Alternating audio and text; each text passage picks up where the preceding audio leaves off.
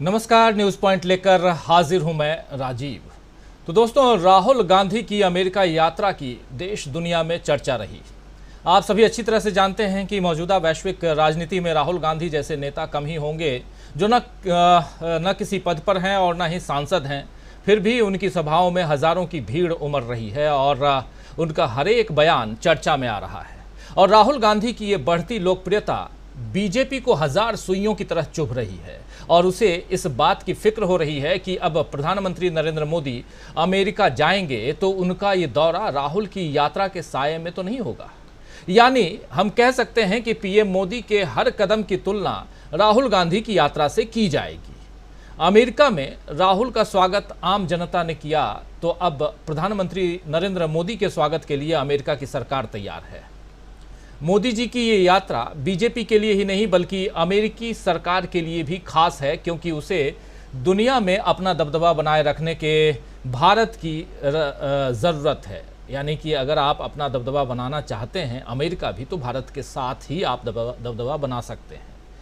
ऐसा क्यों कह रहा हूँ? इसलिए क्योंकि रूस और यूक्रेन की जंग में अमेरिका यूक्रेन के साथ है, जबकि भारत ने रूस को युद्ध की जगह बातचीत से मसलों का हल निकालने की सलाह दी है। और लेकिन रूस के प्रभाव का सामना करने के लिए अमेरिका भारत को अपने साथ लेने की कोशिश में लगा है। और इसी तरह चीन की व्यापारिक और सामरिक रणनीतियों का मुकाबला अमेरिका जो है वो करने के लिए भारत को अपने खेमे में लेना चाहता है, रखना चाहता है। अमेरिका जानता है कि चीन की विस्तारवादी नीति से भारत भी परेशान है। भारत और अमेरिका के बीच आर्थिक संबंध तो पहले ही विकसित हो रहे हैं, अब सामरिक क्षेत्र में भी नए आयाम जोड़े जा रहे हैं। पीएम मोदी की अमेरिका यात्रा में बड़े रक्षा सौदे होने वाले हैं। बताया तो ये जा रहा है कि डिफेंस डील में भारत में 350 लड़ाकू विमान के निर्माण का समझौता होगा। अमेरिकी कंपनी जनरल इलेक्ट्रिक्स और हिंदुस्तान एरोनॉटिक्स इस समझौते पर हस्ताक्षर करेंगे, यानी प्रधानमंत्री नरेंद्र मोदी जब जाएंगे तब। मतलब साफ है कि आर्थिक और सामरिक संबंधों को ध्यान में रखते हुए अमेरिका की सरकार भारतीय प्रधानमंत्री के स्वागत के लिए तैयार है।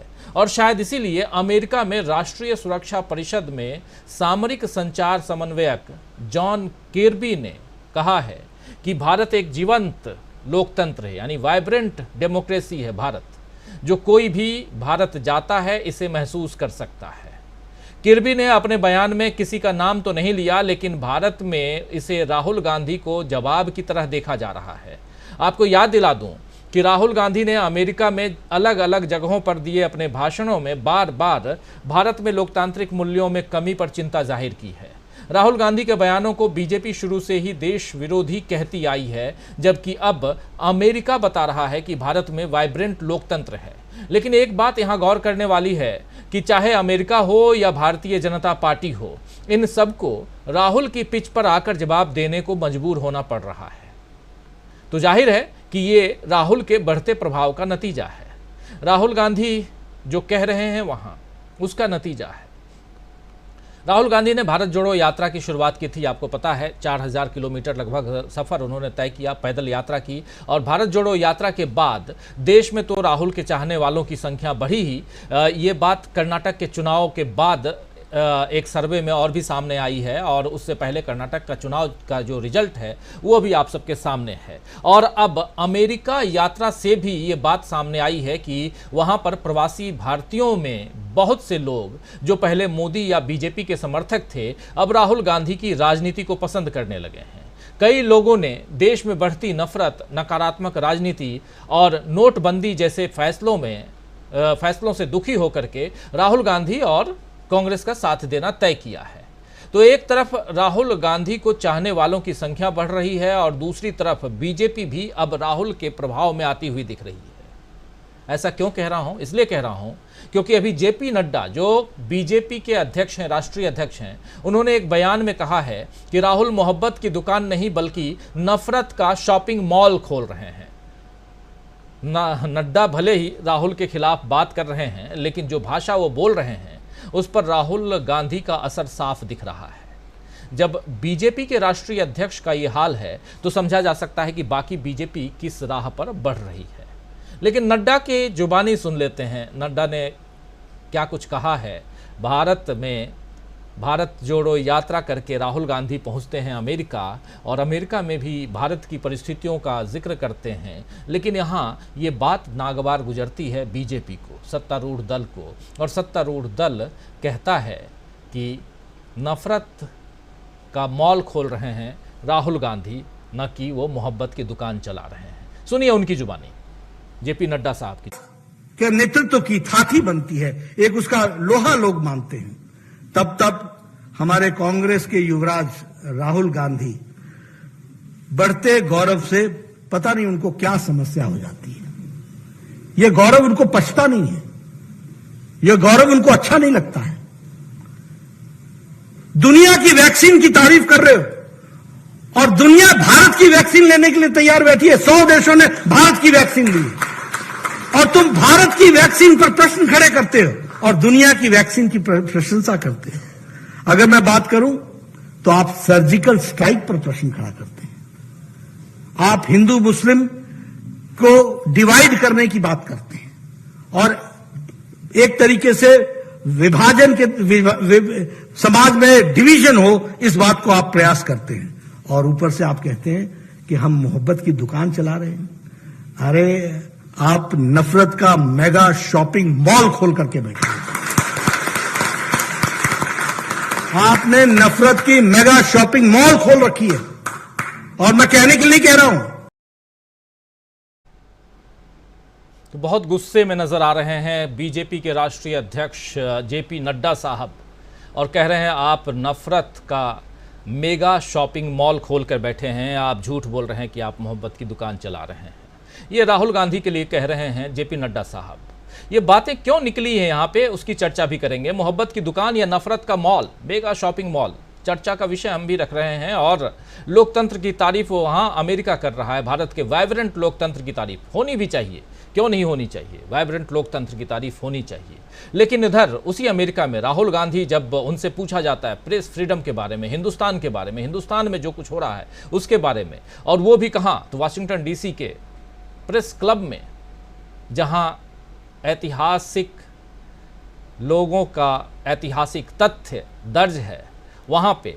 और वहां राहुल गांधी क्या कुछ कह रहे हैं जरा उसको भी सुन लेते हैं। पहले आप शायद सुन चुके हैं, लेकिन फिर से ये जो तस्वीर आप देख रहे हैं ये न्यूयॉर्क की तस्वीर है और यहाँ भारतीय प्रवासियों को राहुल गांधी ने वहाँ संबोधित किया था और वहाँ भी बहुत सारी बातें राहुल गांधी ने रखी थी। उस पर कल हम लोगों ने चर्चा की है। जो साथी कल के प्रोग्राम को नहीं देखे हों ज़रूर देखिए कल की चर्चा। लेकिन आज भारत में लोकतंत्र और लोकतंत्र को लेकर के बहुत सारी बातें आज अचानक क्यों हो रही हैं उसकी हम चर्चा करेंगे। और नफरत का शॉपिंग मॉल खोल रहे हैं राहुल गांधी या चला रहे हैं राहुल गांधी, नफरत का मेगा मॉल चला रहे हैं राहुल गांधी या मोहब्बत की दुकान खोल रहे हैं, ये भी समझेंगे। लेकिन राहुल गांधी ने वाशिंगटन डीसी के इस प्रेस क्लब में क्या कुछ कहा, भारत में लोकतंत्र, भारत में फ्रीडम ऑफ स्पीच, भारत में पत्रकारों की जो दुर्दशा है उस पर, और तमाम बातें यहाँ रखते हुए ज़रा सुन लेते हैं जल्दी से, सुनिए। There is a weakening of press freedoms. This is not hidden. I mean, everybody knows it. It's apparent in India. The rest of the world can see it. And I think press freedom is very, very critical for a democracy. I mean, one should be open to criticism, and one should listen to criticism. I mean, that's the feedback loop that builds democracies. And definitely, there is a weakening of press freedom. I mean, and it's not just press freedom; it's on multiple axes. On multiple axes, there is a clampdown on the institutional framework that allowed India to talk, that allowed the Indian people to negotiate. I view India as a negotiation between its people, between different languages, different cultures, different histories. And the architecture that Mahatma Gandhi set up was to allow that negotiation to be carried out fairly and freely. And that structure that allows the negotiation between India's people is coming under pressure. I mean, this is a question you should ask Mr. Modi. It's more apt. Okay. I don't know how you'll get there. As soon as we get him here. I don't know how you'll get there, but yeah, I think we better question directed at him. Okay. तो सुन रहे थे आप यहाँ राहुल गांधी को। राहुल गांधी भारत के structure, जो लोकतांत्रिक ढांचा है, उसकी बात कर रहे थे और कैसे हमारे देश की जो लोकतांत्रिक ढांचा है वो धीरे धीरे कमज़ोर हो रही है, उसकी बात यहाँ करते हुए, और उसमें प्रेस फ्रीडम भी है, उसमें बहुत सारी बातें हैं। और इससे पहले भी आप याद कीजिए, जब राहुल गांधी पहुँचे थे लंदन में चैथम हाउस में, जब वहाँ उन्होंने बात अपनी रखी थी, वो भी बहुत नागवार गुजरी थी सत्तारूढ़ दल को, खासकर बीजेपी को उस समय, जब उन्होंने भारत के लोकतंत्र की बात की थी। लेकिन भारत के लोकतंत्र को लेकर के एक सवाल आज व्हाइट हाउस में पूछा गया, तो उसके जवाब में व्हाइट हाउस ने जो कहा, जो अभी पहले बता चुका हूँ, और उसको लेकर के यहाँ खूब तारीफ़ हो रही है, वाहवाही हो रही है। प्रधानमंत्री नरेंद्र मोदी के बल्ले बल्ले बताए जा रहे हैं। लेकिन क्या ये मोदी जी की तारीफ़ हो रही है या भारत की तारीफ़ हो रही है, या भारत की तारीफ़ नहीं होनी चाहिए? बहुत सारी बातें हम आज करेंगे इस चर्चा में और समझने की कोशिश करेंगे कि मोहब्बत की दुकान या नफ़रत का mega shopping hall Rahul Gandhi चला रहे हैं। आइए हमारे साथ कुछ वरिष्ठ साथी जुड़े हुए हैं, उन सबसे आपका परिचय करवाऊँ, आगे बढ़ते हैं। और इस कार्यक्रम में देखिए, इस वक्त हमारे साथ 5 वरिष्ठ साथी जुड़े हुए हैं। हमारे साथ प्रोफेसर अखिल स्वामी जी हैं। स्वामी जी, आपका स्वागत करता हूं। हमारे साथ सुनील शुक्ला जी हैं। प्रशांत टंडन जी हमारे साथ जुड़े हुए हैं। हमारे साथ धनंजय कुमार जी जुड़े हुए हैं। हमारे साथ अमलेंदु उपाध्याय जी जुड़े हुए हैं। आप सबका तहे दिल से स्वागत करता हूं। स्वागत इस्तकबाल आप तमाम दोस्त साथी शुभचिंतक आप सबका भी, जो जुड़ने वाले हैं, जो जुड़ चुके हैं। थोड़ा सा लेट हो गए आज हम। लेट इसलिए हो गए क्योंकि यूट्यूब में ही शायद कुछ दिक्कत है और लाइव का फ्रेमवर्क शायद चेंज हो गया है, तो उसको करने में। लेकिन उम्मीद है कि आप सब तक हम पहुंच रहे हैं और इस कार्यक्रम के ज़रिए नफ़रत पर मोहब्बत की जीत कैसे होती है उसको निकालने खोजने की कोशिश करेंगे। आना चाहता हूं सीधा प्रशांत टंडन जी आपके पास। प्रशांत जी, अमेरिका में बात होती है, हिंदुस्तान में अमेरिका अगर आंखें तरेरता है तो हम यहाँ बिल्कुल घुरकी मार के बैठ जाते हैं, और अमेरिका अगर थोड़ी सी तारीफ न कर दे कि बिल्कुल पिल पड़ते हैं हम। भारत का लोकतंत्र वाइब्रेंट है, क्या ये सर्टिफिकेट हमको अमेरिका से लेने की ज़रूरत है? और अगर भारत अमेरिका सर्टिफिकेट देता भी है तो इसमें इतना खुश होने की क्या ज़रूरत है? सवाल यहीं से कि हम इतने खुश क्यों हैं कि अमेरिका ने हमें सर्टिफिकेट दे दिया कि हमारा लोकतंत्र जो है वो वाइब्रेंट है। नहीं, ये सर्टिफिकेट मोदी जी को नहीं मिला है, ये भारत को मिला है। अगर ये सर्टिफिकेट है भी तो पहली बात। दूसरा कि देखिए राजीव जी, अमेरिका और भारत के बहुत पुराने संबंध हैं। कोल्ड वॉर के समय भी संबंध थे।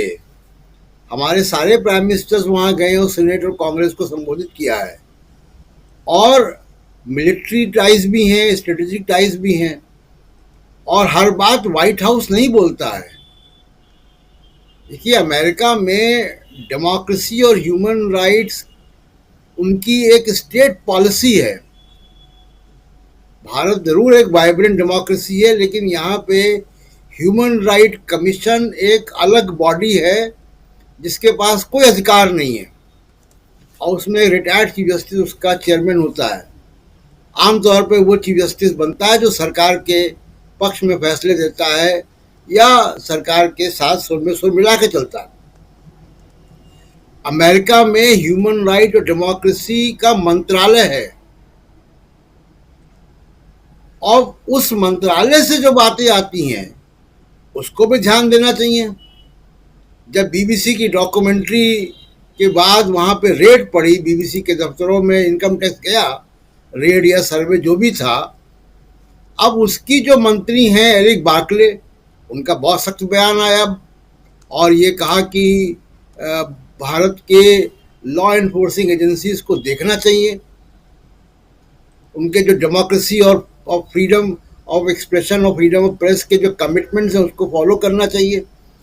अमेरिका इससे ज़्यादा नहीं कर सकता। देखिए, हमको भी ये देखना चाहिए जो राहुल गांधी ने अमेरिका में कहा कि ये लड़ाई हमारी अपनी है। हमें हमारी डेमोक्रेसी को अगर कोई उस पर ग्रहण है तो ये लड़ाई हमारी है, अमेरिका उसमें नहीं कर सकता। अमेरिका अगर आगे कुछ भी करेगा तो वो एक सॉवरेन कंट्री के अंदरूनी मामले में सीधी सीधी दखलंदाजी मानी जाएगी, जो किसी भी तरीके से मल्टीलेटरल डिप्लोमेसी में या जेनेवा कन्वेंशन में प्रतिबंधित है। इसलिए इस चश्मे से आप देखिए, अब जो आपने बताया कि कुछ मिलिट्री टाई अप्स होंगे, होते रहते हैं।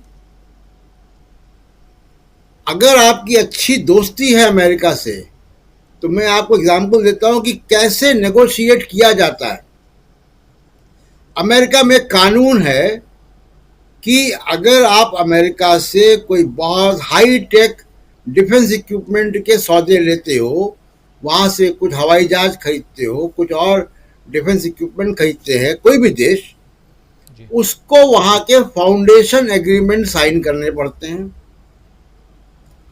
2012 में मनमोहन सिंह ने अमेरिका से एक एम्फीबियन फ्रिगेट खरीदा, हाईटेक, जिसमें हवाई जहाज भी उतर सकता है, अंदर पनडुब्बी भी जा सकती है, और वो एक एंटी एयरक्राफ्ट गन्स भी है, फ्रिगेट भी है, वो तीनों चीजें हैं उसके अंदर। उसको कमीशन किया गया भारत में, जिसका नाम है आईएनएस अश्व, आईएनएस जल अश्व। अब आईएनएस जल अश्व जो है वो अमेरिकन है, लेकिन जब वो भारत में आया तो बगैर फाउंडेशन एग्रीमेंट के साइन किए हुए आया। अब फाउंडेशन एग्रीमेंट को मैं मोटा मोटा बता दूं अगर, कि उसके अंदर 3-4 एग्रीमेंट होते हैं। एक एग्रीमेंट है, उसका नाम है LSA, लॉजिस्टिक शेयरिंग एग्रीमेंट।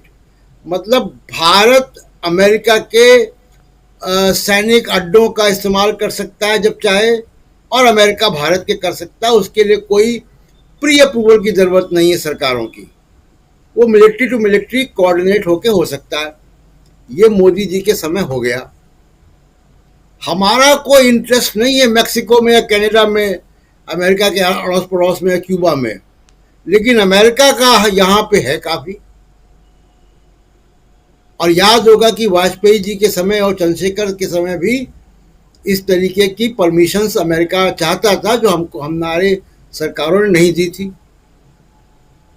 दिया था तो लिमिटेड दिया था। दूसरा एक उसमें है सिस्मोआ। सिस्मोआ एक एक्रोनिम है, जो कि कम्युनिकेशन प्रोटोकॉल का एग्रीमेंट है। वो क्या है? वो है कि हमारे इनक्रिप्टेड जो कम्युनिकेशन है, यानी जो सीक्रेट कम्युनिकेशन है मिलिट्री के या सरकार के, उसका भी एक्सेस मिलेगा। ये मोदी जी के समय साइन हुए हैं। मनमोहन सिंह इसको बगैर साइन किए आईएनएस अश्वमेघ वहां से ले आए थे, आईएनएस जल अश्व। तो अमेरिका और भारत के बड़े मल्टीपल रिलेशंस हैं, एक बात। दूसरी बात यह है राजीव जी कि भारत एक यहाँ की क्षेत्रीय महाशक्ति है। अमेरिका को जरूरत है हमारी, चाहे वो अफगानिस्तान का मामला हो, चाहे वो पाकिस्तान का मामला हो, चाहे वो चीन को कंटेन करने का मामला हो। और इस वक्त अमेरिका की प्रायोरिटी नंबर 1 चीन को कंटेन करने की है। तो इसलिए वो अमेरिका भारत को, जाहिर सी बात है कि वो डिफेंस इक्विपमेंट और सब चीज़ दे रहा, मुफ्त में नहीं दे रहा, पैसे भी लेगा। बिल्कुल। दूसरी चीज ये कि हमारा जो डिफेंस सिस्टम है, उसकी ओवर डिपेंडेंस जो है वो रशियन इक्विपमेंट पे है हिस्टोरिकली। इसलिए ये कम्युनिकेशन प्रोटोकॉल का फ्रेमवर्क नहीं बन पाया, क्योंकि अगर वो फ्रेमवर्क बनेगा तो हमारे जो, जैसे मान लीजिए कि सुखोई 30 है, सुखोई 30 अमेरिकन कम्युनिकेशन सिस्टम पे नहीं जा सकता क्योंकि वो रशियन है। ऐसे ही मिक्स सीरीज के जितने भी जहाज हैं हमारे पास, ऐसे ही मिराज के जितने जहाज हैं, वैसे ही रफेल जो अब आ गया हमारे पास, कम से कम 2 स्क्वाड्रन तो हैं ही रफेल के। तो उसके लिए अमेरिकन जो कम्युनिकेशन प्रोटोकॉल है वो लागू नहीं हो पाएगा, इसलिए उसके फ्रेमवर्क नहीं बन पाया। लेकिन मोदी जी साइन कर गया है ओबामा के समय ही। तो चीन को लेकर राजीव जी, जब तक वो एक भारत से कोई कमिटमेंट, कोई सल्यूशन, कोई डायरेक्शन अमेरिका चाहता है, वैसा कोई डायरेक्शन या कोई कमिटमेंट मोदी जी की तरफ से आना है।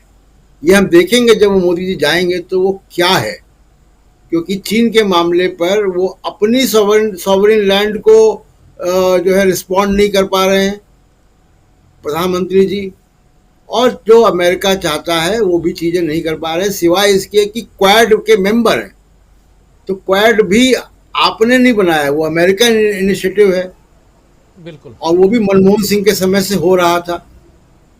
तो हम देखेंगे कि आगे आने वाले जब मोदी जी जाएंगे तो वो चीन के मामले में क्या कमिटमेंट देते हैं। राहुल गांधी ने बहुत सारी बातें चीन के मामले में दी है वहां पे सल्यूशन, लेकिन राहुल गांधी एक इंडिविजुअल है। ठीक है, वो कांग्रेस पार्टी को रिप्रेजेंट कर रहे हैं वहां पे, लेकिन वो एक इंडिविजुअल, ना मेंबर ऑफ पार्लियामेंट है, ना कोई गवर्नमेंट फंक्शनरी है। तो राहुल गांधी की एक कमिटमेंट केवल इसलिए है कि एक बड़े पॉलिटिकल सेटअप की तरफ से ये कमिटमेंट आ रहा है। ये अमेरिकन एस्टेब्लिशमेंट को भी मालूम है कि Rahul Gandhi member of parliament ना भी हो, तब भी वो जो गैर बीजेपी अपोजिशन है भारत में, वहां पे राहुल गांधी की बात का वजन है। और कल अगर इनकी सरकार आती है तो वो विजन राहुल गांधी का जो दे रहे हैं वो इम्प्लीमेंट होगा, ये भरोसा उनको है। दूसरी एक आखिरी बात मैं जोड़ दूं केवल कि देखिए, अमेरिका में जो इंस्टीट्यूशंस हैं, यूनिवर्सिटीज़ हैं, वो बहुत इंपॉर्टेंट रोल प्ले करती हैं। मैं ये बातें यहाँ बार बार कर चुका हूँ। मोदी जी को चाहिए कि जब वो अमेरिका जाएं तो यूनिवर्सिटीज़ भी जाएं, प्रेस क्लब भी जाएं। ये अमेरिकन एस्टेब्लिशमेंट के बड़े इंपॉर्टेंट अड्डे हैं, बड़े इंपॉर्टेंट इंस्टीट्यूशंस हैं, लेकिन उनकी एक शर्त है, वो भाषण नहीं सुनना चाहते आपका, वो डायलॉग करना चाहते हैं। कोई भी अमेरिकन यूनिवर्सिटी भाषण देने के लिए नहीं बुलाएगी मोदी जी को, वो बुलाएगी तो कहेगी 10 सवाल भी पूछेंगे आपसे हम। तो अब ये मोदी जी को तय करना है कि वो यूनिवर्सिटीज में जाते हैं कि नहीं, प्रेस क्लब जाते हैं कि नहीं। राजीव जी, राहुल गांधी भी तो यही कह रहे थे कि प्रेस क्लब ले आइए। हमारे साथ जुड़ गए हैं सीधे न्यूयॉर्क से वरिष्ठ पत्रकार हमारे साथी सलीम रिजवी साहब। आपका स्वागत करता हूं रिजवी साहब इस कार्यक्रम में। अमेरिका की खूब बातें अभी हो रही हैं और यहाँ एक सर्टिफिकेट अमेरिका से मिल गया है कि भारत जो है वो वाइब्रेंट लोकतंत्र है, डेमोक्रेसी है, और उस सर्टिफिकेट पे खूब चर्चा हो रही है रिजवी साहब यहाँ पे हिंदुस्तान में। उसकी बात हम कर रहे हैं, लेकिन उससे ज़रा हट करके आपके पास आऊँगा, लेकिन आपसे पहले ज़रा मैं प्रोफेसर अखिल स्वामी जी के पास आना चाहता हूँ। और बिल्कुल एक सपाट पिच पे आज बैटिंग करने के लिए कह रहा हूँ प्रोफेसर अखिल स्वामी जी। सपाट पिच ये है कि राहुल गांधी ने जो पिच बनाई है, जो हम ऊपर लिख भी रहे हैं, मोहब्बत की दुकान या नफ़रत का मेगा मॉल, कह रहे हैं हमारे देश के सत्तारूढ़ पार्टी के अध्यक्ष, राष्ट्रीय अध्यक्ष जेपी नड्डा साहब, कि राहुल गांधी ने नफरत मोहब्बत की कोई दुकान नहीं खोली, कोई दुकान नहीं चला रहे हैं, वो नफरत का मेगा मॉल चला रहे हैं। शॉप भी नहीं, मॉल चला रहे हैं। हालांकि अब मॉल का ज़माना धीरे धीरे जा रहा है, लोग तो ऑनलाइन शॉपिंग करने लगे हैं। तो इसमें राहुल गांधी ने क्या नब्ज पकड़ ली है कि बार बार तिलमिला उठती है बीजेपी। देखिए, जब नब्ज डॉक्टर जब पकड़ता है, अगर ज़्यादा तेज़ पकड़ ले, दबा दे, तो हम तिलमिला उठते हैं। क्या वही कर रहे हैं राहुल गांधी? जहां लोकतंत्र की बात होती है, बीजेपी तिलमिला जाती है। और एक सर्टिफिकेट का इंतज़ार, वो भी प्रधानमंत्री नरेंद्र मोदी के जाने से पहले। भाई, भारत है तो भारत को लेकर के आप क्यों इतना मोदी जी के साथ में? ये तो वैसे ही हो रहा है वैक्सीन वाली बात, हालांकि उसकी चर्चा भी कर रहे थे नड्डा साहब, लेकिन वैक्सीन पे सर्टिफिकेट प्रधानमंत्री का ही लगेगा। तो वो सर्टिफिकेट जो है प्रधानमंत्री के फोटो के साथ ही चस्पा करना चाहते हैं। क्या कहेंगे प्रोफेसर अखिल स्वामी जी?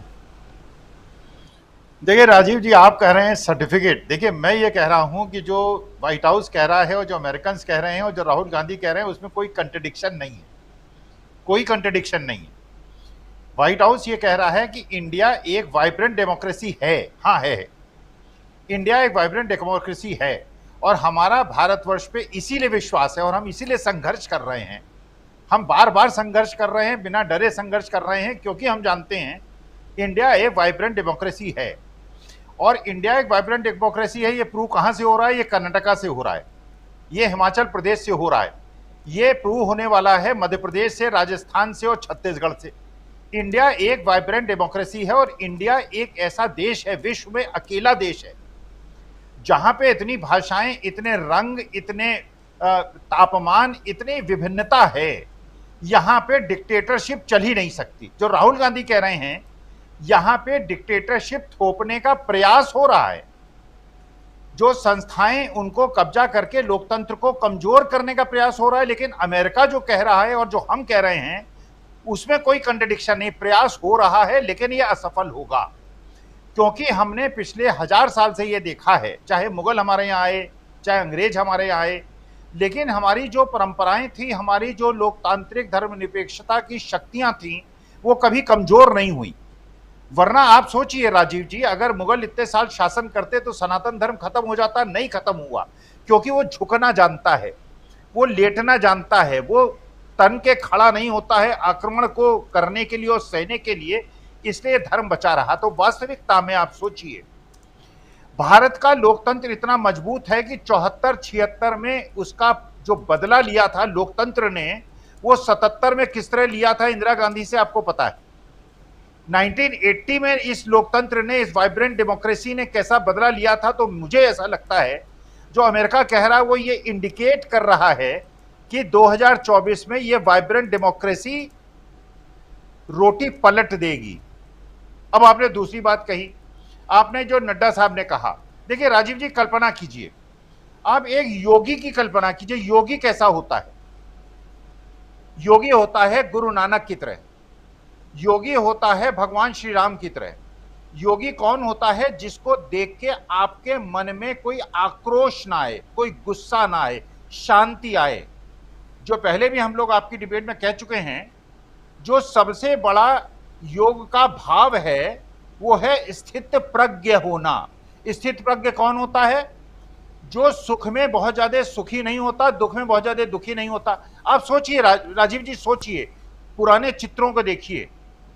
जब राजीव गांधी के शत विक्षत शव को देखा था, तो क्या आपने सोनिया गांधी, राहुल गांधी को रोते हुए देखा था? जब इंदिरा गांधी का शव देखा था, तो सोनिया गांधी को रोते हुए देखा था? नहीं देखा था। ये योगी स्वभाव है। 2004 में सोनिया गांधी ने जब सत्ता मिलने के बावजूद उसको त्याग दिया था, उनके चेहरे पे कोई खुशी का भाव या दुख का भाव आपने देखा था? ये योगी का भाव है। ये एक स्वामी हैं जो अपने को योगी कहते हैं, जब पुलिस पहुंचती है इतने बदहवास हो जाते हैं, चेहरे से हवाइयां उड़ जाती हैं, सलवार सूट पहन के भाग जाते हैं, वो योगी के लक्षण नहीं है। योगी रोता नहीं है, योगी हंसता नहीं है। योगी जो होता है, जो स्थित प्रज्ञ होता है, जो योग अवस्था में होता है, वो दुख सुख से परे होता है। ये जो दुख और सुख है, हमारे और आपके जैसे सामान्य लोगों के लिए है राजीव जी, क्योंकि हम सामान्य, हम योगी नहीं हैं। जिस दिन हम योगी के भाव में पहुंच जाएंगे, जिस दिन हम तपस्वी हो जाएंगे, जिस दिन हम भगवान में लीन हो जाएंगे, अल्लाह में लीन हो जाएंगे, गुरु नानक में लीन हो जाएंगे, हम सुख दुख से परे हो जाएंगे। तो इसीलिए मैं कहता हूं, जब आपको किसी को योगी भाव देखना है तो राहुल गांधी में योगी भाव देखिए आप। कोई गुस्सा नहीं, कोई सुख नहीं, कोई दुख नहीं, निर्विकार, निर्विचार, ये योगी की भूमिका है। तो जो डेमोक्रेसी है, वाइब्रेंट है, अमेरिका ठीक कह रहा है। और इस वाइब्रेंट डेमोक्रेसी का परिचय हम 3 महीने 4 महीने के बाद मध्य प्रदेश, छत्तीसगढ़, राजस्थान में भी देंगे। 2024 में भारत सरकार का जो लोकसभा का चुनाव होगा उसमें भी देंगे। India is a vibrant democracy and dictatorship can not sustain for long in India. Rajiv ji, बिल्कुल बिल्कुल, डेमोक्रेसी की चर्चा हम कर रहे हैं और सीधे हमारे साथ जुड़े हुए हैं न्यूयॉर्क से सलीम रिजवी साहब। रिजवी साहब, आपके पास आना चाहता हूं। और राहुल गांधी की आधिकारिक यात्रा ख़त्म हो चुकी है। जो अभी तक जितनी चीज़ें थीं वो सब कुछ हम लोग ला चुके हैं, मीडिया में आ चुका है, हमारे ज़रिए भी लोगों तक पहुंच चुका है। यहीं से शुरुआत करते हैं। अगर समअप करना हो राहुल गांधी की यात्रा का समापन, किस रूप में इसको आप देखते हैं? आप उस दिन सुबह से बिल्कुल शाम तक डटे हुए थे, हम लोग भी रात भर डटे रहे। और तस्वीर आप देख रहे होंगे स्क्रीन पे, राहुल गांधी न्यूयॉर्क में जो भाषण दे रहे थे जेविट्स सेंटर में, और वहाँ आप भी थे। यहाँ से लेकर के यहाँ बहुत लोगों से आपकी बात भी हुई होगी, यहाँ से क्या कुछ निकल कर भारत की तरफ आते हुए आपको दिखाई दिया? क्या भारतीय प्रवासी जो हैं, इंडियन डायस्पोरा जो है, या जो लोग भी आए थे, इन लोगों का क्या कहना है? और अब आज जो खबर व्हाइट हाउस से निकल के आ रही है, उस पर क्या प्रतिक्रिया है लोगों की, आपकी? सब ज़रा आपके ज़रिए समझना चाहते हैं हम, कि क्योंकि ये बहुत कुछ अभी रिफ्लेक्ट करने वाला है आने वाले मोदी जी की यात्रा से, भारत की जो वैश्विक नीति है, विदेश नीति है, उससे, भारत के इंटरनल पॉलिटिक्स से, सब कुछ से इसको रिलेट किया जाएगा। इसलिए भी बहुत ज़रूरी है और आपका विचार यहाँ बहुत मायने रखता है। जी सलीम रिजवी साहब। शुक्रिया राजीव जी। जाहिर है उस दिन हम लोग ने कई बार बातें करी और वहाँ बहुत देर रात तक, तो वहाँ जाहिर एक बड़ी हलचल और बहुत गहमा गहमी, बड़ा जोश से भरा हुआ माहौल था। एक कलर मैं दे दूं जिसमें कि व्यूअर्स को ये अंदाजा हो कि वो हो क्या रहा था वहाँ। तो वो लोग आए, लेकिन 2 बजे वहाँ स्थानीय समय के अनुसार शुरू होना था, वो 5 बजे के आसपास कार्यक्रम शुरू हुआ। फिर स्पीचेस चली जैसे कि तरीका होता है, बहुत से वक्ता आए, अपना बोल के गए, फिर सैम पित्रोड़ा साहब आए, फिर उन्होंने इंट्रोड्यूस किया, राहुल जी आए। तो उसमें जितनों से मैंने बात की और जो लोग दिख रहे थे वो बड़े जोश में थे, और वो इतना उत्साह जो दिख रहा था, वो मैंने पहले भी यहाँ कहा है कि वो पहले जो लीडर्स आते थे तो इतना इस तरह का रिएक्शन मुझे डायस्पोरा में नहीं दिखता था। खासकर राहुल जी भी खुद आए हैं कई मरतबा, लेकिन इस तरह की ऐसी कोई बात नहीं होती थी। बड़ा जोश। क्या भाई, मैंने पूछा भाई बड़े आप जो उत्साहित लग रहे हैं, क्या क्या आपके मूड क्या है? लेकिन हम जा रहे हैं, सुनने जाते हैं कि भाई ये कहना क्या चाहते हैं, क्या है इनके पास। चूंकि जो वो उन लोगों का कहना, मैं उनको कोट कर रहा हूँ कि जो हालात हैं भारत में इस वक्त, उसको देखते हुए हमारे पास एक ये ऑल्टरनेटिव बेहतर है जो कि बात कर रहा है कि भाई सबको साथ लेके चलना है, नफरत बेस पॉलिटिक्स पे ध्यान नहीं देना है। तो ये बेसिक मूड यही था, और लोग ये देखने की कोशिश कर रहे थे कि भाई ये क्या सॉलिड कुछ कहते हैं, यहाँ कोई स्टेप्स बताते हैं, जो कि वो अपने दौरे के दौरान बताते रहे हैं कि भाई वो बिल्कुल डिस्टिंक्शन करते रहे हैं कि भाई हम क्या चाहते हैं और अभी क्या हो रहा है। और उसमें बिल्कुल वही कि डेमोक्रेटिक फोर्सेस जो हैं उनको, इंस्टीट्यूशन को स्ट्रॉन्ग करना है, और ये कि जो वहाँ पर हालात हैं उसमें नफरत का पूरा एलिमेंट हटा के एक मोहब्बत और सबको साथ लेके आगे चलने की बात। तो वहाँ पे कई लोग इस तरह के मिले। एक साहब ने तो साफ कैमरे पे भी बात करनी मुनासिब समझी, वो तमिलनाडु से थे। तो उन्होंने कहा कि हम 2014 में मैंने वोट दिया था मोदी जी को, लेकिन 5 साल तो ठीक रहा, फर्स्ट टर्म बड़ा अच्छा काम रहा, लेकिन जब डीमोनेटाइजेशन हुआ उसके बाद से फिर हालात बद से बदतर होते गए, और फिर लगा कि ये जो है पूरा सेटअप बीजेपी अब कंप्लेसेंट हो गई है और एक ऑल्टरनेटिव जरूरी है। तो वो डाले हुए थे स्कार्फ, उस पर राहुल गांधी की और सबकी फोटो लगी थी और झंडा भी पकड़े थे, और अपनी फैमिली के साथ आए थे, वो लोग भी सब पहने हुए थे उस तरह की चीजें, और कटआउट था राहुल गांधी का, तो उसके पास फोटो खिंचा रहे थे, तो बड़े जोश में थे खासे। तो मैंने कहा अच्छा, तो ये आपने इस तरह फैसला किया, कुछ और भी आपके दोस्त अहबाब भी इस तरह कर रहे हैं? कहने हाँ, बहुत से लोग इस तरह सोच रहे हैं कि भाई वो तो था उस वक्त हमने सपोर्ट किया, लेकिन अब हालात बहुत बदल गए और ये एक ऑल्टरनेटिव है, और ऑपोजिशन एक मजबूत होना चाहिए, डेमोक्रेसी के लिए बेहतर है।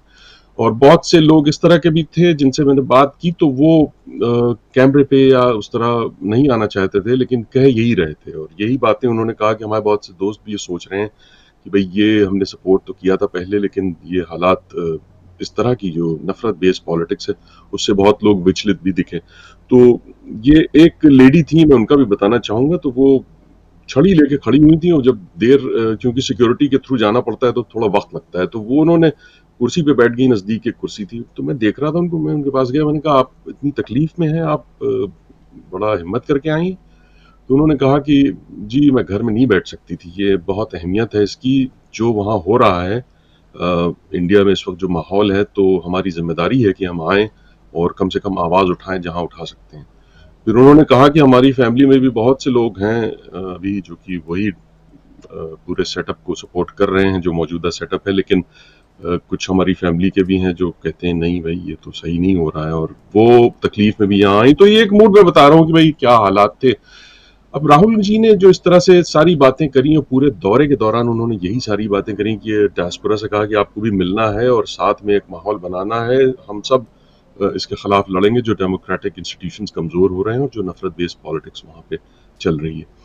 तो और जो थिंक टैंक और state department officials, white house के ऑफिशियल्स, कांग्रेशनल स्टाफ, इन सब से भी जो मुलाकातें हुई ये बड़ी अहमियत रखती हैं। और मीडिया में जाहिर है कि काफ़ी इनको कवरेज मिला। उसके बाद भी मिला, जब प्रेस क्लब में बात की थी इन्होंने, सारी चीज़ें बयान की गई थी, पूरे मीडिया में छाया हुआ था। फिर यहाँ न्यूयॉर्क में जब जावेद सेंटर का ख़त्म हो गया पूरा कार्यक्रम, तो उसके बाद भी यहाँ मीडिया में काफ़ी चर्चा हुई कि भाई ये सारी चीज़ें कहीं, और ख़ास चीज़ यही कहते थे वो लोग कि ये मोदी इन इश्यूज़ पे अटैक कर रहे हैं और डेमोक्रेसी और डेमोक्रेटिक इंस्टीट्यूशंस की बात करते हैं कि उसको प्रोटेक्ट करना है बैक इन इंडिया। तो ये जो है एस्टैब्लिशमेंट पे इसका जाहिर है कि बिल्कुल वो नोट करते हैं, वो सब पे ध्यान देते हैं। अब वाइब्रेंट डेमोक्रेसी ऑब्वियसली इंडिया है, और मैंने पहले भी एक बार जिक्र किया था कि इंस्टीट्यूशनल मेमोरी जो होती है हर गवर्नमेंट्स की, तो यहाँ इंडियन अमेरिकन गवर्नमेंट की भी इंस्टीट्यूशनल मेमोरी उनके यहाँ ये दर्ज है बिल्कुल बाकायदा कि इंडिया एक वाइब्रेंट डेमोक्रेसी है, उसमें डेमोक्रेटिक इंस्टीट्यूशन बड़े स्ट्रांग हैं, वाइब्रेंट हैं। तो ये एक फ्रेमवर्क लेके जाहिर है वो डील करते हैं इंडिया से। लेकिन अगर हालात थोड़े फ़र्क ना होते, मौजूदा डिस्पेंसेशन इंडिया में जो है, मसलन डेमोक्रेटिक इंस्टीट्यूशंस पे हमले हो रहे हैं और जो ह्यूमन राइट्स सिचुएशंस हैं, तो आपने देखा होगा कि जॉन किर्बी साहब ने ये भी कहा था कि हाँ, हम बाकी जो मसाइल हैं वो उन पे डिस्कस करते हैं और करेंगे, वो किया जाएगा। और जितने भी ऑफिशियल्स यहाँ, कुछ से मैंने भी बात की थी, तो वो लोग ये कहते हैं कि हाँ, हम हाईएस्ट लेवल पे भी अमेरिका जो है वो ये इश्यूज उठाता है। तो अगर सब कुछ इस तरह से ठीक होता तो ये इश्यूज उठाने की ज़रूरत क्या पड़ती। तो जाहिर है वाइब्रेंट डेमोक्रेसी है, ये बिल्कुल फैक्ट है। लेकिन मौजूदा जो डिस्पेंसेशन है उसमें जो जिस तरह से डेमोक्रेटिक इंस्टीट्यूशंस कमज़ोर हो रहे हैं, आप उसमें चाहे फ्रीडम ऑफ स्पीच की बात ले लें, लोग ट्विटर और फेसबुक की पोस्ट पे गिरफ्तार हो जाते हैं अगर वो पसंद नहीं आ रही है मौजूदा हुकूमत के सेटअप को। उसके अलावा प्रेस की क्या फ्रीडम है ये बहुत अच्छी तरह जानते हैं मीडिया में, और आपके दर्शक भी सबको पता है कि भाई किस तरह से बीबीसी के दफ्तर पे वहाँ रेड कर दिया। वो क्यों, बीबीसी डॉक्यूमेंट्री आई और साहब चंद दिन के बाद उन पे रेड हो गया। वो कोई प्रॉफिट का कोई इदारा नहीं है, उसमें कोई प्रॉफिट मेकिंग का सिस्टम नहीं है। वो ये नहीं कर रहे हैं कि वहाँ पे फीस कर रहे हो या धोखाधड़ी फाइनेंशियल कर रहे हो।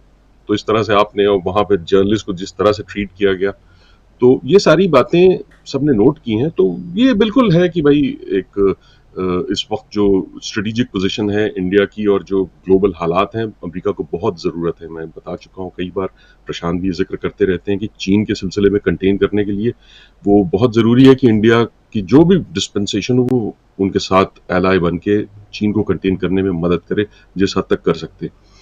और दूसरा ये कि एक कॉर्पोरेट का भी यहाँ पर प्रेशर होता है कि भाई बहुत बड़ा बाजार है, वहाँ पे बिजनेस हमें बहुत मिलता है, तो वो भी मिडिल क्लास 750 मिलियन स्ट्रॉन्ग है वहाँ, तो वो सब भी ज़रूरी। तो ये सारे प्रेशर्स होते हैं, जाहिर है कि वो बात करेंगी ह्यूमन राइट्स और डेमोक्रेटिक इंस्टीट्यूशंस को स्ट्रॉन्ग करने की, लेकिन वो पीछे होगी पर्दे की। जी जी बिल्कुल। आपके पास फिर से आता हूँ, एक बार आना चाहता हूँ सुनील शुक्ला जी आपके पास। सुनील जी, वाइब्रेंट डेमोक्रेसी उसकी बात खूब हो रही है, इसलिए थोड़ी सी चर्चा उसकी हम यहाँ ज़रूर लाए। और चूँकि अमेरिका राहुल गांधी पहुँचे, अमेरिका में राहुल गांधी ने अपनी जो बातें रखी और उनके तमाम भाषणों को अगर सुनिए तो उसमें से कुछ न कुछ ऐसी बातें जो आज हमारे देश के लिए बहुत ज़रूरत है, वो बातें वहाँ कहते हुए रखते हुए राहुल गांधी नज़र आए। चाहे वो छात्रों के बीच हो, चाहे वो थिंक टैंक के बीच हो, चाहे इंडियन डायस्पोरा के बीच में हो, हर जगह राहुल गांधी ये बात कहते हुए नज़र आए कि क्या कुछ चल रहा है भारत में। और जैसे रिजवी साहब बता रहे हैं कि कई ऐसे लोग हैं जो पहले मोदी जी को सपोर्ट करते रहे, बीजेपी को वोट दे के आए, लेकिन अब देखने लगे हैं राहुल गांधी की तरफ।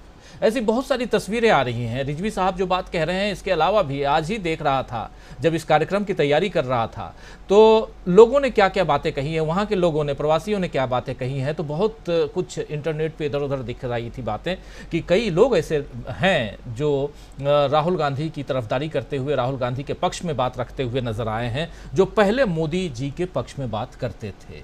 और ये भी कहा जा रहा है कि भारत जोड़ो यात्रा के बाद राहुल गांधी का कद काफ़ी ऊंचा हो गया है। कई सारे सर्वे आ रहे हैं राहुल गांधी के पक्ष में। राहुल गांधी का जो लोकप्रियता है उसमें काफ़ी बढ़ोतरी हुई है और प्रधानमंत्री नरेंद्र मोदी की लोकप्रियता घट रही है। हालांकि दोनों के बीच अभी गैप ज़्यादा है, फिर भी एक का घटना एक का बढ़ना मायने रखता है। इन सब को देखा जाए तो क्या एक परेशानी जो ये नफरत का मेगा मॉल की बात कर रहे हैं नड्डा साहब, इसको किस रूप में देखा जाए? क्या परेशान है, हैरान है बीजेपी? क्या राहुल गांधी को, जिनके ऊपर पप्पू का ठप्पा लगा करके बैठी हुई थी निश्चिंत रूप से कि कोई चुनौती नहीं है, क्या अचानक एक चुनौती सामने पा करके, और चुनौती ही नहीं, नड्डा साहब अपने गृह राज्य को हार गए, नड्डा साहब दूसरा राज्य कर्नाटक हार गए, ये परेशानी है। और ये सिर्फ नड्डा साहब की बात नहीं है, यहाँ प्रधानमंत्री नरेंद्र मोदी भी काफ़ी चुप नज़र आ रहे हैं और परेशानियाँ पीछा नहीं छोड़ रही हैं। और ऐसे में डूबते को तिनका का सहारा जो कहते हैं वो अमेरिका से दिखाई दे रहा है। इस रूप में देखा जाए, कुछ बोल दें तो पकड़ लो, लपक लो, और मीडिया तो साथ देने के लिए तैयार बैठा हुआ है खुले तौर पे। किस रूप में देखते हैं इसको? सत्तारूढ़ दल की बेचैनी स्वाभाविक सी है, क्योंकि 2024 के चुनाव का सत्तारूढ़ दल का नारा ही यही है कि पूरी दुनिया में डंका बज रहा है, हम विश्व गुरु बन चुके हैं। इस पूरे नारे को राहुल गांधी की इस लंदन और यूएस की यात्रा ने खोखला कर दिया। उस नेता को, जिस नेता को सत्ता प्रतिष्ठान पप्पू साबित करने में लगा हुआ है पिछले 10 सालों से, उस नेता को अगर न्यूयॉर्क टाइम्स का एडिटोरियल बोर्ड आमंत्रित करता है कि आप मेरे यहाँ आइए, हमसे बात कीजिए, तो यह सत्तारूढ़ दल की बेचैनी है। अगर यूएस का जो जनमत को प्रभावित करने वाले बुद्धिजीवियों का समूह उनको रूजवेल्ट हाउस में बुलाता है और उनसे सवाल जवाब करता है, बड़ी संख्या में लोग वहाँ उपस्थित होते हैं, जिसका वीडियो भी उपलब्ध नहीं है। लोगों ने कहा कि नहीं, हमको इत्मीनान से बात करने के लिए आवश्यक है कि उसको सार्वजनिक न किया जाए। तो यह सत्तारूढ़ दल की बेचैनी समझ में आती है। जिन सार्वजनिक समारोहों के अलावा अगर हडसन स्कूल में भी अगर राहुल गांधी को बुलाया जाता, वहाँ पे बड़े पैमाने पर यूएस के बुद्धिजीवी मौजूद होते हैं, उनको सुनते हैं, उनसे सवाल जवाब करते हैं और अपने आप को ये कहते हैं कि एक सार्थक सवाल जवाब उनके साथ हुआ है, तो यह उत्तर देश में सत्तारूढ़ दल की बेचैनी समझ में आती है। राहुल गांधी अगर इस बात पर नाराजगी व्यक्त करते हैं अपने वहाँ के आयोजकों को कि उनको अन्य शहरों में क्यों नहीं ले जाया गया, तो यह सत्तारूढ़ दल की बेचैनी समझ में आती है। जिस तरह का समर्थन, जिस तरीके से लोग राहुल गांधी को सुनने के लिए, यूएस का जो समाज है वह इस तरह का लोग नहीं है जो आप उनको डिनर पे आमंत्रित कर ले और सब काम काज छोड़ करके आपको सुनने के लिए चले आएंगे। उनको लगता है कि हम जहाँ जा रहे हैं वहाँ जाना चाहिए या नहीं जाना चाहिए, हम जहाँ जाएंगे, जिस व्यक्ति से हम बात करने जा रहे हैं वह हमारे लिए वर्थ है या नहीं है, यह उनके सामने बड़ा कंसिडरेशन होता है। और ऐसे कंसिडरेशन में इस विचारधारा के लोग, इस तरह का जीवन जीने वाले लोग अगर बड़ी तादाद में अपनी पहचान को सार्वजनिक न करने के स्थिति में भी रह करके अगर वह बड़ी संख्या में राहुल गांधी को सुनने के लिए आते हैं, तो यह सत्तारूढ़ दल की बेचैनी समझ में आती है। राहुल गांधी ने अपनी बातों को लगातार रखा। तो भारत एक वाइब्रेंट डेमोक्रेसी है, इसमें कोई बहस थोड़े है, लेकिन सवाल इस बात के लिए कि वाइब्रेंट डेमोक्रेसी बनी रहे। राहुल गांधी और राहुल गांधी जैसे तमाम राजनीतिक दलों, उस देश के बुद्धिजीवियों की चिंता यह है कि जिस लोकतंत्र के लिए हमारे राष्ट्र के नायकों ने संघर्ष किया, इतना बड़ा संविधान हमको संविधान तैयार करके दिया, अगर वहां पे बहस ये चलने लगेगी कि हमको हमारे अंदर दायित्व बोध बनाए रखने के लिए हमको सिंगुल की जरूरत है, तो ये सवाल पैदा होगा कि वाइब्रेंट डेमोक्रेसी बनी रहेगी कि नहीं बनी रहेगी। अगर जिस देश के संसद में देश के चुने हुए नेता या राजनीतिक संघर्ष किए हुए लोगों के स्थान पर तमाम कर्मकांड करने वाले विद्वानों को एकत्रित कर दिया जाएगा, तो सवाल पैदा यह होगा कि इस देश की डेमोक्रेसी बनी रहेगी कि नहीं बनी रहेगी, या देश की डेमोक्रेसी को बनाए रखने के लिए जो तत्व आवश्यक हैं वो तत्व कितने मजबूत हैं या वो तत्व कितने कमजोर हो रहे हैं। अगर इस देश की नवनिर्मित संसद भवन के उद्घाटन के मौके पर विपक्षी दल मौजूद नहीं होंगे, संवैधानिक पदाधिकारी मौजूद नहीं होंगे, तो ये सवाल पैदा होगा कि जो वाइब्रेंट डेमोक्रेसी हमारे देश की है वो सुरक्षित रहेगी कि नहीं रहेगी। चिंता सबकी है, अमेरिका से या चाहे किसी भी देश से इस सर्टिफिकेट की आवश्यकता हमको नहीं है कि हम वाइब्रेंट डेमोक्रेसी हैं या नहीं, बिल्कुल है, और समय समय पर हमने इसको साबित किया है। तमाम सरकारों हुकूमतों के कोशिशों के बावजूद हम सुरक्षित रहे हैं, और फिर जन सहयोग से हम अपने लोकतांत्रिक मूल्यों और संस्थाओं को मजबूत करने और पुनर्स्थापित करने में कामयाब रहे हैं। लेकिन जो कमजोर करने की कोशिशें होती हैं, उन कोशिशों को कैसे रोका जाए, सवाल इस बात का है। और अमेरिका का समाज, यूएस का समाज इसी को जानना चाहता है। यूएस में वो लोग हैं जो माने भारतीय मूल के लोग हैं, बड़ी तादाद में अगर वहाँ इकट्ठे हैं, तो यह देश की हालात को लेकर के उनके मन में जो चिंताएं हैं उसको प्रकट करती है। और देखिए, प्रधानमंत्री की यात्रा और किसी विपक्षी दल की यात्रा के बीच में कोई तुलना नहीं होती है। जो सरकार की प्रधानमंत्री की यात्राएं होती हैं विदेशों में, उसकी व्यवस्थाएं संस्थागत तरीके से होती है। भारत की सरकार उन यात्राओं का आयोजन करती है। जो भारत का कूटनीतिक समूह वहां पे मौजूद है, उनका आयोजन करता है। और उस देश में, संबंधित देश में रहने वाले भारतीय मूल के लोग जो या भारतीय मूल के लोग हैं, वहां रह रहे हैं, काम धाम कर रहे हैं, उनका नियमित संपर्क रहता है दूतावासों से। तो आप प्रधानमंत्री की यात्राओं के में जो लोग उनको सुनने के लिए आते हैं, वह उसकी तुलना आप एक साधारण नेता के साथ नहीं कर सकते हैं, जो अपने संसाधनों से या स्थानीय क्राउड फंडिंग से, अपने अन्य संस्थाओं के मदद से इस तरह के आयोजन करते हैं। क्योंकि जो लोग सुनने के लिए आते हैं उनको, या सुनने आना चाहते हैं, उनके ऊपर कोई दबाव नहीं है। अगर वो नहीं सुनने के लिए आएंगे तो आप उनका कुछ बना बिगाड़ नहीं सकते। लेकिन अगर सम्मानित राजदूत का एक निवेदन आपके पास आ गया कि कल की सभा में आप आइए, और उसने अनुपस्थित कर लिया आपको, और परसों अगर आप किसी काम के लिए जाएंगे तो आपको देखेगा कि आप मेरी बात नहीं सुने थे। एक अलग तरह का माहौल होता है। संस्थागत तरीके से राजनयिक माध्यमों के द्वारा आयोजित कार्यक्रम और एक अन्य विपक्षी दल के नेता के लिए आयोजित कार्यक्रम, दोनों में जमीन आसमान का अंतर है। लेकिन अगर उसमें भी एक विपक्षी दल के नेता को इतनी बड़ी संख्या में भारतीय मूल के लोग, अमेरिकी नागरिक, अमेरिकी बुद्धिजीवी, मीडिया जगत के लोग अगर सुनने के लिए आ रहे हैं, तो यह महत्वपूर्ण बात है। गोया कि उस समाज में भारत को लेकर के एक तरह का विमर्श है। लोग ये जानना चाहते हैं कि वहाँ हो क्या रहा है। मतलब जिस वाशिंगटन डीसी में नेशनल प्रेस क्लब में इस देश के प्रथम प्रधानमंत्री ने प्रेस का सामना किया, और जितनी संख्या में वहाँ प्रेस वाले मौजूद थे राहुल गांधी से बात करने के लिए, आज तक कितनी यात्राएं हो चुकी हैं सम्मानित प्रधानमंत्री नरेंद्र मोदी जी की, एक बार भी नहीं गए। और नहीं, हमारे ख्याल से ये रिजवी साहब इसको कंफर्म करेंगे, हमारे ख्याल से नेशनल प्रेस क्लब में उनको आमंत्रित भी नहीं किया। और वो उनके आमंत्रणों को स्वीकार कर लेंगे कि नहीं कर लेंगे, ये एक बहस का विषय है। क्योंकि वहाँ का जो समाज है, वह समाज मूक श्रोता नहीं होता। वह मन की बात नहीं सुनता है, वह अपने दिमाग की बात करता है। उसके मन में क्या चल रहा है, वह उसका सवाल जवाब करता है। तो सामने वाले के मन में जो बात चल रही है, उन सवालों का जवाब देने के लिए आप कितना तैयार हैं, इस आधार पे आपकी उस समाज में स्वीकृति बनती है। और इस अपनी स्वीकृति को राहुल गांधी ने हासिल किया।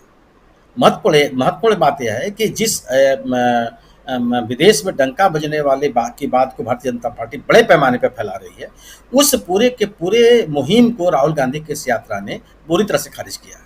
इसलिए भारतीय जनता पार्टी के विजय नहीं है।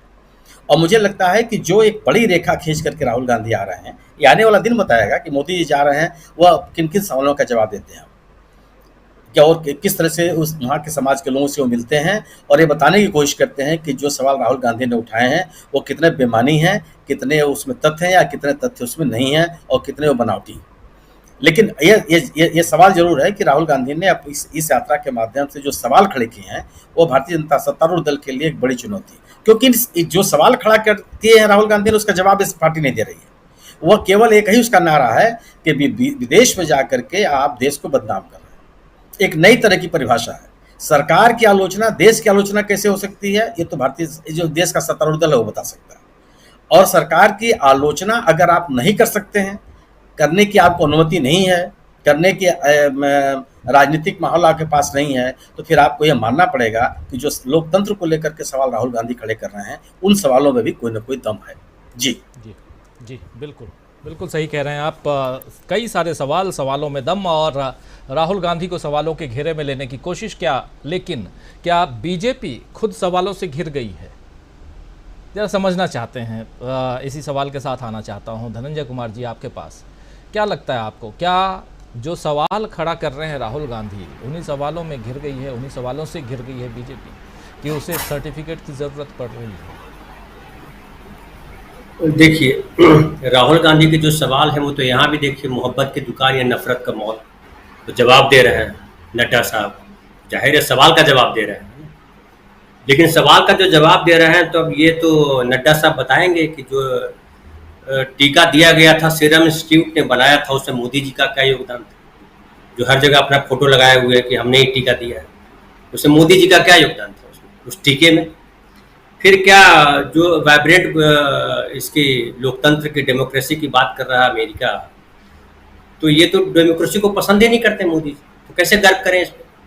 डेमोक्रेसी को अगर पसंद करते तो फिर तो संविधान की बात करते, जो संविधान की बात नहीं करते, संविधान को मानते ही नहीं। ये तो कहते हैं कि हम राजा हैं, और राजा है और राजा राम को भी नहीं मानते। राजा राम ने तो धोबी की आलोचना बर्दाश्त कर ली थी, ये तो किसी की आलोचना बर्दाश्त नहीं करते हैं। तो इनसे अगर अमेरिका में किसी ने सवाल पूछ दिया कि भाई ये बताइए कि आपके देश में दुनिया में जितने लोग मरे, आधे लोग मर गए कोरोना से आपके यहाँ, उनको सुना हमने कि इलाज नहीं मिला, ऑक्सीजन नहीं मिला, तो क्या बोलेंगे? झूठ बोलेंगे। वहाँ के लोग झूठ तो जानते हैं, सच और झूठ क्या है, और झूठ बोलेंगे तो फिर धर लेंगे और पूछेंगे कि भाई जो कोरोना में जो आपने लॉकडाउन किया था, तालाबंदी की थी और करोड़ों करोड़ लोग जो है सड़कों पर उतर आए थे, लाखों लाख लोग, उनके लिए भोजन का इंतजाम क्यों नहीं किया था? क्यों उनको आपने छोड़ दिया था ऐसे? क्या आपके जनतंत्र में ये पार्ट नहीं है कि जनता के सुखों का ध्यान रखेंगे? नोटबंदी जो इन्होंने की और उससे जो हश्र हुआ कि लाखों लोग जो है सड़क पर आ गए, बैंकों में लाइन लगाई, पुलिस की लाठियां खाई अपने पैसे लेने के लिए, अपनी मेहनत के पैसे के लिए, तो उस पर मोदी जी क्या जवाब देंगे? क्या कहेंगे? काला धन हम ले आए, हमने जो जिस वजह से नोटबंदी लागू की थी वो नोटबंदी आगे हो गई हमारी। फिर क्या बोलेंगे ये कि जो है लोकतंत्र में महिलाओं की आज़ादी की बात है, महिलाओं की सुरक्षा की बात है, तो महिला पहलवान जो बैठे हैं लंबे समय से लाठी मार के उनको भगा दिया गया। फिर जो है कानून व्यवस्था और न्याय व्यवस्था पे विश्वास करने के बजाय गृह मंत्री संवाद करने की बात कर रहे हैं, समझौता करने की बात कर रहे हैं, उस पर बोलेंगे कि ये लोकतंत्र हमारा इस तरह से चल रहा है, ये बताएंगे मोदी जी। तो मोदी जी कहाँ बोलेंगे, कैसे जवाब देंगे जब भारत की जनता का जवाब नहीं दे रहे हैं, अपने लोगों का जवाब नहीं दे रहे हैं, अपने प्रेस के सामने जवाब नहीं दे रहे? गटर मीडिया के सामने भी कुछ इंटरव्यू दे देते, हम लोग सुनते कि गटर मीडिया को बोला उन्होंने, अक्षय कुमार को इंटरव्यू देते, प्रशांत भाई को बुला लेते, सत्यपाल मलिक जी ने प्रशांत भाई को इंटरव्यू दिया, प्रशांत भाई को बुलाते कि प्रशांत जी आइए, सुना हमने सत्यपाल मलिक का इंटरव्यू लिया आपने, देश भर में उनकी चर्चा हुई, हमारा भी इंटरव्यू करो यार, तब कुछ बात बनती। अमेरिका में अगर किसी ने पूछ दिया कि प्रशांत भाई को आपने इंटरव्यू क्यों नहीं दिया, सत्यपाल मलिक ने जो सवाल उठाया उसका जवाब आपने क्यों नहीं दिया, तो क्या बोलेंगे मोदी जी? जरूर बताइए, है उनके पास कोई जवाब? तो ढेर सारे इश्यूज हैं जहां पे मोदी जी बोलने वाली स्थिति में नहीं है। और नड्डा साहब जितना भी गर्व गिना दें और बोले कि मोहब्बत की दुकान नहीं नफरत का माहौल चला रहे हैं, तो भाई ये बताएं कि आरक्षण जो ले रहे हैं उनके खिलाफ जो है नफरत का माहौल इस देश में कौन बना रहा है कि जो आरक्षण लेने वाले हैं वो अयोग्य व्यक्ति हैं? ये कौन बोलता है? किसान जो है 13 महीने सड़क पे रहे और उनको कहा कि खालिस्तानी है, उनको कहा कि जो है आप कहाँ से ले रहे हैं पैसे और क्या क्या कर रहे हैं, तो कौन बोला? कैसे गर्व करेंगे? फिर तो गर्व तो इस बात पे भी नहीं कोई करेगा जब मोदी जी बोलेंगे कि हम 80 करोड़ लोगों को 5 किलो अनाज दे रहे हैं और झोले पे अपना नाम छपवा रहे हैं, क्या ये बताएंगे मोदी जी? तो सवाल है कि जो डेमोक्रेसी में जो जनता की बात सबसे महत्वपूर्ण होती है, वो जनता जब से मोदी जी आए हैं वो गायब है। वो एक राजा आके बैठ गया, जो लोकतंत्र का जो घर कहलाता है, जो संसद भवन का उद्घाटन किया, वहाँ पंडित जी आकर के जो है वो पूजा कराई पंडित जी ने, तो ये धर्मनिरपेक्ष लोकतंत्र है हमारा? धर्मनिरपेक्षता कहाँ है? वो तो सवाल में ये भी फंस जाएंगे। और फिर वो संसद में आते हैं और सारे सांसद जो है उनका इंतजार करते हैं और ताली बजा करके उनका स्वागत करते हैं जैसे कोई राजा पधारा है। तो अमेरिका तो पूछेगा कि भैया आप तो राजा हो, वहाँ लोकतंत्र कैसे चल रहा है आपसे, ये जरा समझाइए। फिर ये भी पूछेगी जो अमेरिका में जो सवाल करने वाली जनता आएगी इनकी सभाओं में कि भाई आप डेमोक्रेसी की बात कर रहे हैं लेकिन आप कहते हैं कि जो है मुसलमान के बिना वहाँ पे हम सत्ता में आ सकते हैं।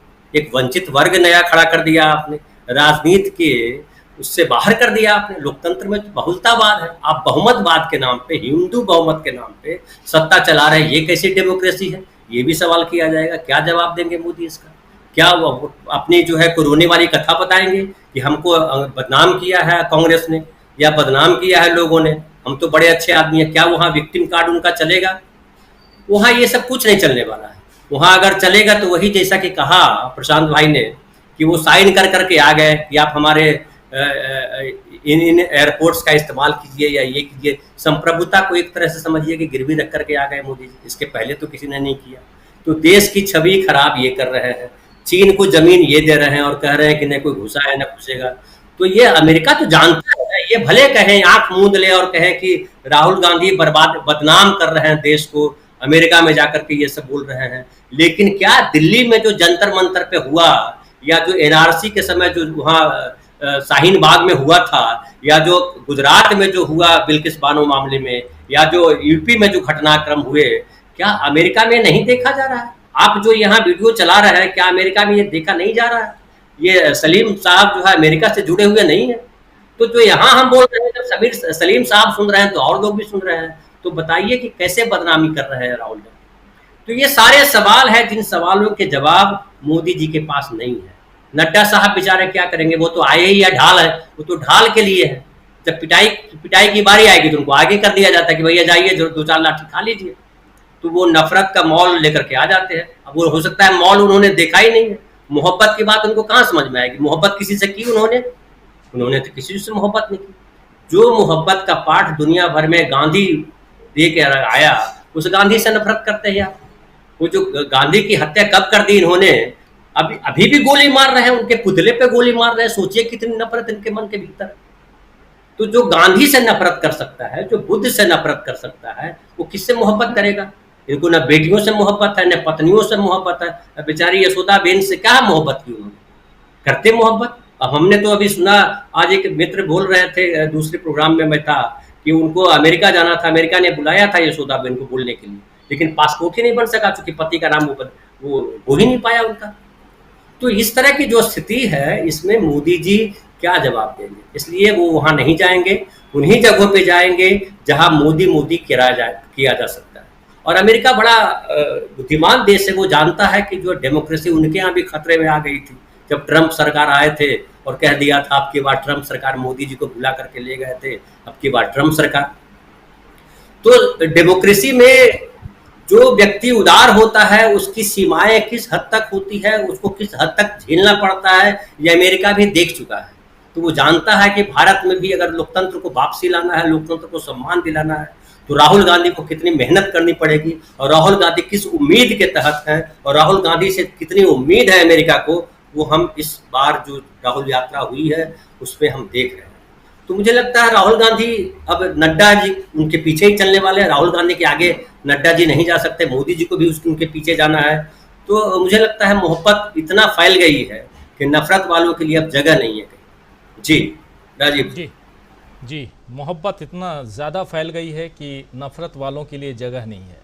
राहुल गांधी देश ही नहीं बल्कि विदेश में भी मोहब्बत फैला रहे हैं और यहाँ परेशान हो रही है बीजेपी और कह रही है कि राहुल गांधी नफरत का मेगा मॉल चला रहे हैं। यही हम यहाँ समझने की कोशिश, इसलिए ये चर्चा, क्योंकि लोकतंत्र की बात शाम से चल रही है और लोकतंत्र, भारत का लोकतंत्र बहुत ही वाइब्रेंट है कहा जा रहा है। अमेरिका में कहा गया और बिल्कुल सही कहा गया, लेकिन यहाँ लोकतंत्र को डिफेंड करने की कोशिश क्यों हो रही है? क्या लोकतंत्र पर किसी तरह का खतरा है? क्या हमारे देश में लोकतंत्र का क्षरण हो रहा है? क्या लोकतंत्र में कहीं गिरावट है? लोकतांत्रिक मूल्यों में गिरावट है? ये बहुत सारे सवाल हैं और ये सवाल बार बार आपको कचोटते हैं, आपको कुरेदते हैं और कई मोड़ पे आपके सामने आकर ऐसे सवाल खड़े हो जाते हैं कि क्या सचमुच हमारे लोकतंत्र के साथ कुछ ऐसा हो रहा है? तस्वीरें तो बहुत ऐसी ही कहती हैं, चाहे संसद भवन का उद्घाटन हो, चाहे जंतर मंतर पर महिलाओं लड़कियों को बूटों तले रौंदा जाए, दबाया जाए, कुचला जाए। आवाज़ को कुचलना क्या लोकतंत्र का क्षरण नहीं है? सवाल बहुत सारे हैं। आना चाहता हूं अमलेंदु उपाध्याय जी, और किस नज़रिए से आप देखते हैं, ज़रा फिर इस चर्चा को आगे, आपके बाद फिर चर्चा को आगे बढ़ाते हैं जल्दी और अमेरिका से लेकर के यहाँ तक राहुल गांधी की बातों को ज़रा और टटोलने समझने की कोशिश करेंगे। लेकिन लोकतांत्रिक मूल्यों की बात हो रही है, इसलिए ये ज़रूरी है आपका नजरिया इस पे? कि राजीव जी, मेरा नजरिया तो खैर मैं अपना बताऊंगा ही, नजरिया जो भी है थोड़ा बहुत, लेकिन पहले भारतीय जनता पार्टी का नजरिया आप समझ लीजिए।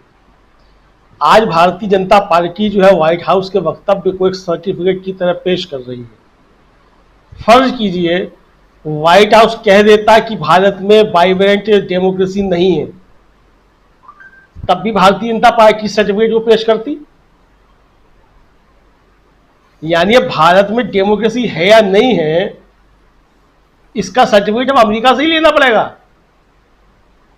तो ये भारतीय जनता पार्टी का जो अमेरिका के प्रति मोह है, ये साफ तौर पर जाहिर करता है। दूसरा कि व्हाइट हाउस की रिपोर्ट जो है, जो व्हाइट हाउस के प्रवक्ता कह रहे हैं वो तो सही कह रहे हैं, लेकिन जो धार्मिक स्वतंत्रता पे जो सरकार की रिपोर्ट है वो गलत है। यानी अमेरिकी सरकार की ही रिपोर्ट जो है धार्मिक स्वतंत्रता पे वो गलत है, और वहां का एक वक्तव्य जो है एक प्रवक्ता का वो सही है। तो भारतीय जनता पार्टी पहले तय करे कि अमेरिकी सरकार हमेशा सच बोलती है या कभी आधा झूठ और आधा सच बोलती है। पहले ये भारतीय जनता पार्टी तय कर ले, हम तो अपना नजरिया बताती रहेंगे। अब मेरा नजरिया राजीव जी ये है कि व्हाइट हाउस के प्रवक्ता ने जोर का झन्नाटेदार तमाचा भारतीय जनता पार्टी के गाल पे मारा है ये कह के, क्योंकि भारतीय जनता पार्टी लगातार ये कहती रही है कि 70 सालों में कांग्रेस ने लोकतंत्र को कुचला है। राहुल गांधी ने नहीं कहा कि 70 साल से लोकतंत्र कुचला जा रहा है। राहुल गांधी ने तो कहा कि इस देश के अंदर 70 साल में संस्थाएं बनी हैं, लोकतांत्रिक संस्थाएं बनी हैं, और लोकतांत्रिक तरीके से संवैधानिक रूप से संस्थाएं बनी हैं, वो अपना काम कर रही हैं। उनके ऊपर अब अंकुश लगाया जा रहा है, उन संस्थाओं को तहस नहस किया जा रहा है, ये आरोप है। ये आरोप नहीं है कि 70 सालों में संस्थाएं तहस नहस हो गई, 70 सालों में लोकतंत्र नहीं बना। 70 सालों में लोकतंत्र बना, उनमें तमाम सरकारें रही जिन्होंने लोकतंत्र बनाने में योगदान दिया, केवल कांग्रेस की सरकार नहीं थी। उसमें संयुक्त मोर्चा की सरकार भी थी, उसमें नेशनल फ्रंट की सरकार भी थी, उसमें अटल बिहारी वाजपेयी की भारतीय जनता पार्टी की सरकार भी थी। सबने लोकतंत्र को मजबूत करने में कोई ना कोई अपना योगदान दिया। लेकिन आज अगर इस सरकार के ऊपर सवाल उठ रहे हैं कि डेमोक्रेसी को कुचला जा रहा है, जिस तरीके के काम हो रहे हैं, तो ये जो है जो व्हाइट हाउस से आया है वक्तव्य, ये भारतीय जनता पार्टी के लिए चिंता करने का विषय है राजीव जी। मुझे लगता है कि इसमें कहीं कोई इफ एंड बट नहीं होना चाहिए, क्योंकि राहुल गांधी जो बात कह रहे हैं, राहुल गांधी यही कह रहे हैं कि अब खतरा है डेमोक्रेसी को, पहले इसको खतरा नहीं है। तो ये जो है मुझे लगता है भारतीय जनता पार्टी को अपने अंदर जो है चिंतन मनन जो है वो करना चाहिए। अब दूसरा सवाल ये है कि डेमोक्रेसी को लेकर के इस तरीके का व्हाइट हाउस ने एकदम से ऐसा वक्तव्य क्यों दे दिया। जाहिर बात है कि सवाल पूछा गया, सवाल के जवाब में आया निकल करके, लेकिन आप समझिए कि उनका वक्तव्य जो है, उन सज्जन का जो प्रवक्ता है व्हाइट हाउस के, वो इसी के साथ साथ जोड़ रहे हैं इसी सवाल का जवाब देते हुए कि हमारे और भारत के बहुत व्यापारिक संबंध हैं और कई डील अभी होनी है। तो जाहिर सी बात है कि देश बेचने का पुनीत कर्तव्य तो जो है वो राहुल गांधी नहीं कर सकते। हमारा रक्षा बजट लगातार बढ़ता गया है, लेकिन 100% एफडीआई हो गई है रक्षा बजट में। हम पूरी तरीके से निर्भर हैं दूसरे देशों के ऊपर, अपना गोला बारूद तक हम जो है नहीं बना पाते हैं। तो दुनिया में जो सबसे ज्यादा रक्षा खर्च करने वाले देश है उनमें से एक भारत है। और आज ही चीनी सेना की जो एकेडमी ऑफ मिलिट्री साइंस है उसके सीनियर कर्नल है, उनका बयान है कि भारत हमसे जो है वो हथियारों के मामले में मुकाबला नहीं कर सकता, क्योंकि उसने अपने कोई हथियार नहीं बनाए हैं। और यह बात सच है कि हम जो है अपने हथियार बनाने पे हम ध्यान नहीं दे रहे हैं, और हम क्या कर रहे हैं कि असेंबली या तो कर रहे हैं या फिर हम एफडीआई लेकर के आ रहे हैं। अब जब रक्षा क्षेत्र में एफडीआई आएगी, जब विदेशी पैसा यहां आकर के लगेगा, जब विदेश के लोग आकर के यहाँ हथियार बनाएंगे, तो किस तरीके से वो भारतीय हथियार होंगे और किस तरीके से वो भारत के प्रति वफादार होंगे। किस तरीके से डीआरडीओ को तहस नहस किया जा रहा है लगातार, ये सब चीजें सामने हैं। तो कुल मिलाकर के राजीव जी जो चीजें हैं मुझे लगता है ये व्यापारिक वक्तव्य है, और इसको व्यापारिक वक्तव्य के तौर पे ही लिया जाना चाहिए। ये ना कोई डेमोक्रेसी के लिए सर्टिफिकेट है और ना ये डेमोक्रेसी के खिलाफ कोई सर्टिफिकेट है। ये कोई इस तरीके का सर्टिफिकेट नहीं है, ये एक व्यापारिक वक्तव्य है। जो डील होनी है उस डील को मजबूत करने के लिए एक ये वक्तव्य है। जाहिर सी बात है कि भारत बड़ा सौदागर है इस समय पूरी दुनिया के अंदर, और ये बात कह भी रहे हैं व्हाइट हाउस के प्रवक्ता कि भारत एक बड़ा बाजार है, और ये वास्तव में है, बड़ा बाजार है।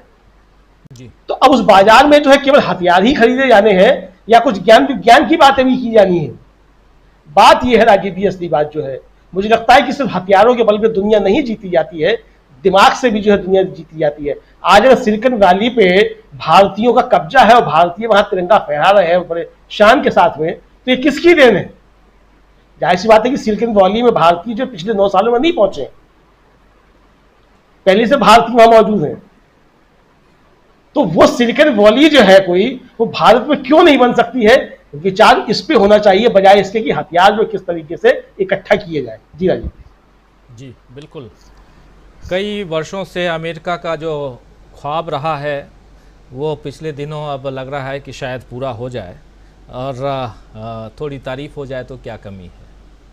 हमारे साथ अमेरिका से जुड़े हुए हैं, सीधे न्यूयॉर्क से जुड़े हुए हैं सलीम रिजवी साहब। और रिजवी साहब, बहुत पते की बात यहाँ कह रहे थे अमलेंदु उपाध्याय जी कि ये अगर सर्टिफिकेट ये मिलता कि भारत में लोकतंत्र अब बचा ही नहीं, अगर ये कहा जाता तो फिर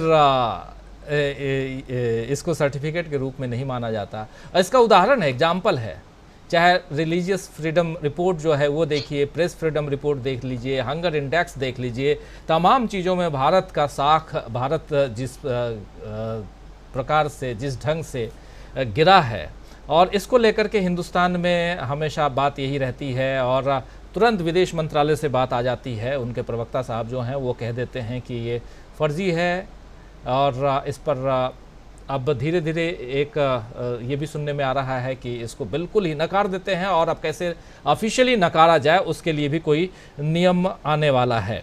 ऐसा पिछले दिनों सुनने में आया था कि ऐसी रिपोर्ट्स आती हैं। तो देखिए, जब ऐसी रिपोर्ट्स हैं तो इसको आप नकारते हैं, लेकिन जब अब बात आती है भारत में वाइब्रेंट लोकतंत्र कह कर के और ये बताने की कोशिश कि नहीं जी राहुल गांधी, और टारगेट राहुल गांधी पे, कि राहुल गांधी तो कहते थे जा कर के इंग्लैंड से लेकर के अमेरिका तक एक ही बात कह रहे हैं कि यहाँ तो लोकतंत्र खतरे में है, देश का अपमान कर रहे हैं, और देखो अब तो अमेरिका भी कह रहा है। यानी अमेरिका से प्रधानमंत्री नरेंद्र मोदी, उनकी सरकार को ये सर्टिफिकेट नहीं दिया जा रहा है। ये एक ढाल की तरह राहुल गांधी जो बात कह रहे हैं उससे बचाव का एक उपाय खोज के निकाला जा रहा है। इस रूप से माना जाए कि राहुल गांधी ने जो बात कही है, और चीख चीख के हर मंच से अभी अमेरिका में जो बात कही है, ये बात डरा रही है बीजेपी को, तो उसके एक ढाल के रूप में वाइब्रेंट लोकतंत्र, वाइब्रेंट डेमोक्रेसी इन इंडिया, और अगर आपको पता नहीं तो आप दिल्ली जाकर देख लें, इंडिया विजिट करके देख लें, जो कहा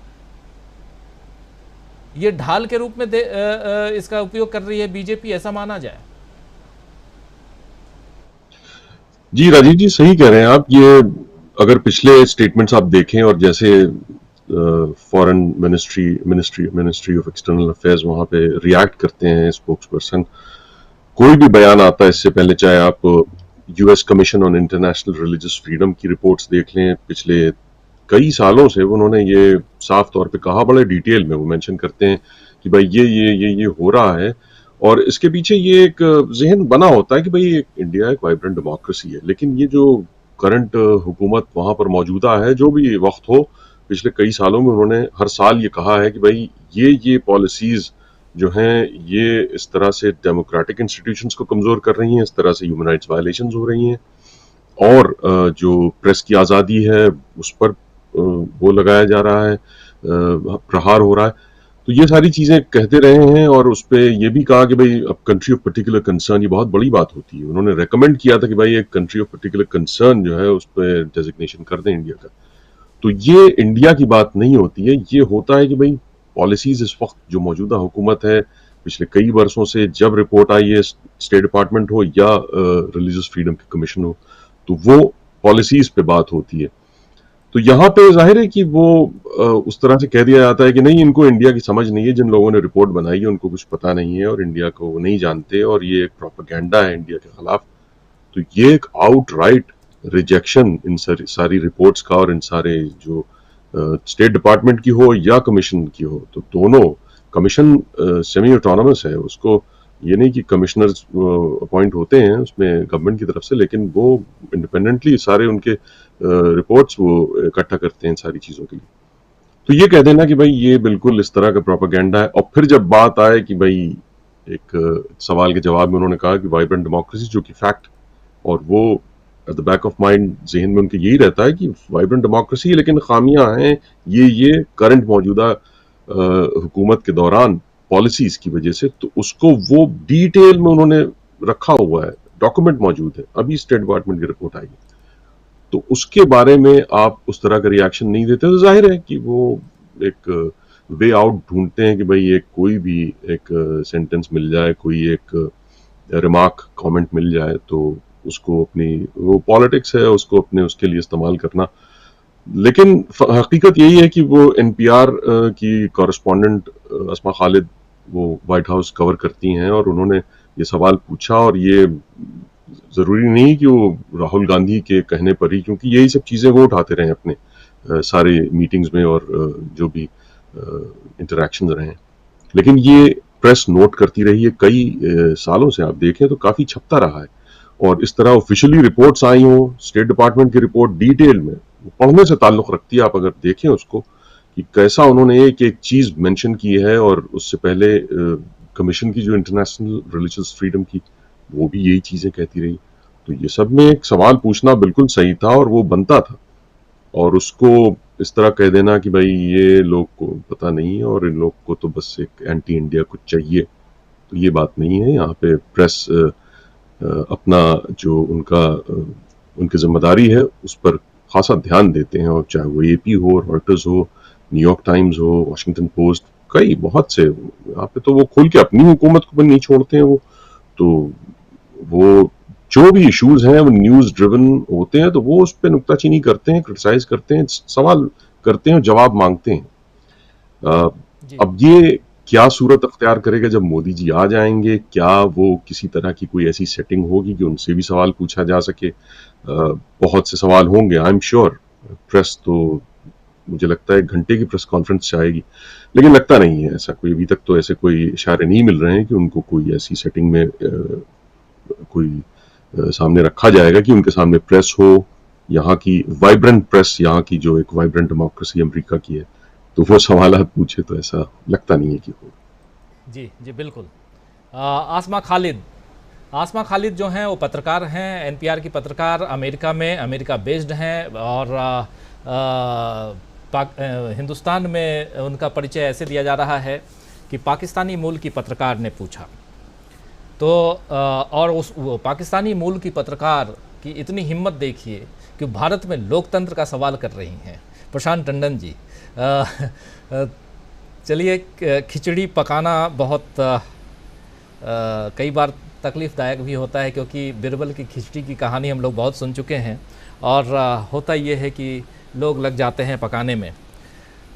आसमा खालिद का नाम लिया अभी हमारे साथी सलीम रिजवी साहब, इसलिए, और कई लोगों को लग रहा होगा कि हम लोग चर्चा में, जो अपडेट नहीं होंगे उनके लिए बता दूं कि वाइट हाउस में पत्रकार वार्ता, और उसमें जब सवाल पूछा गया कि जब मोदी जी आ रहे हैं और ह्यूमन राइट्स वायलेशन की बातें बहुत होती हैं, तो क्या इस पर भी कुछ चर्चा होगी, और मोदी जी की इस यात्रा को किस रूप में देखा जाए, ह्यूमन राइट्स को लेकर के भी बातें, और अभी हम लोग रख ही रहे हैं, प्रेस फ्रीडम की बात हो, चाहे हंगर इंडेक्स की बात हो, चाहे रिलीजियस फ्रीडम की बात हो, ह्यूमन राइट्स की बात हो, इन तमाम मसलों पे राहुल गांधी भी अमेरिका में चर्चा करते आए हैं।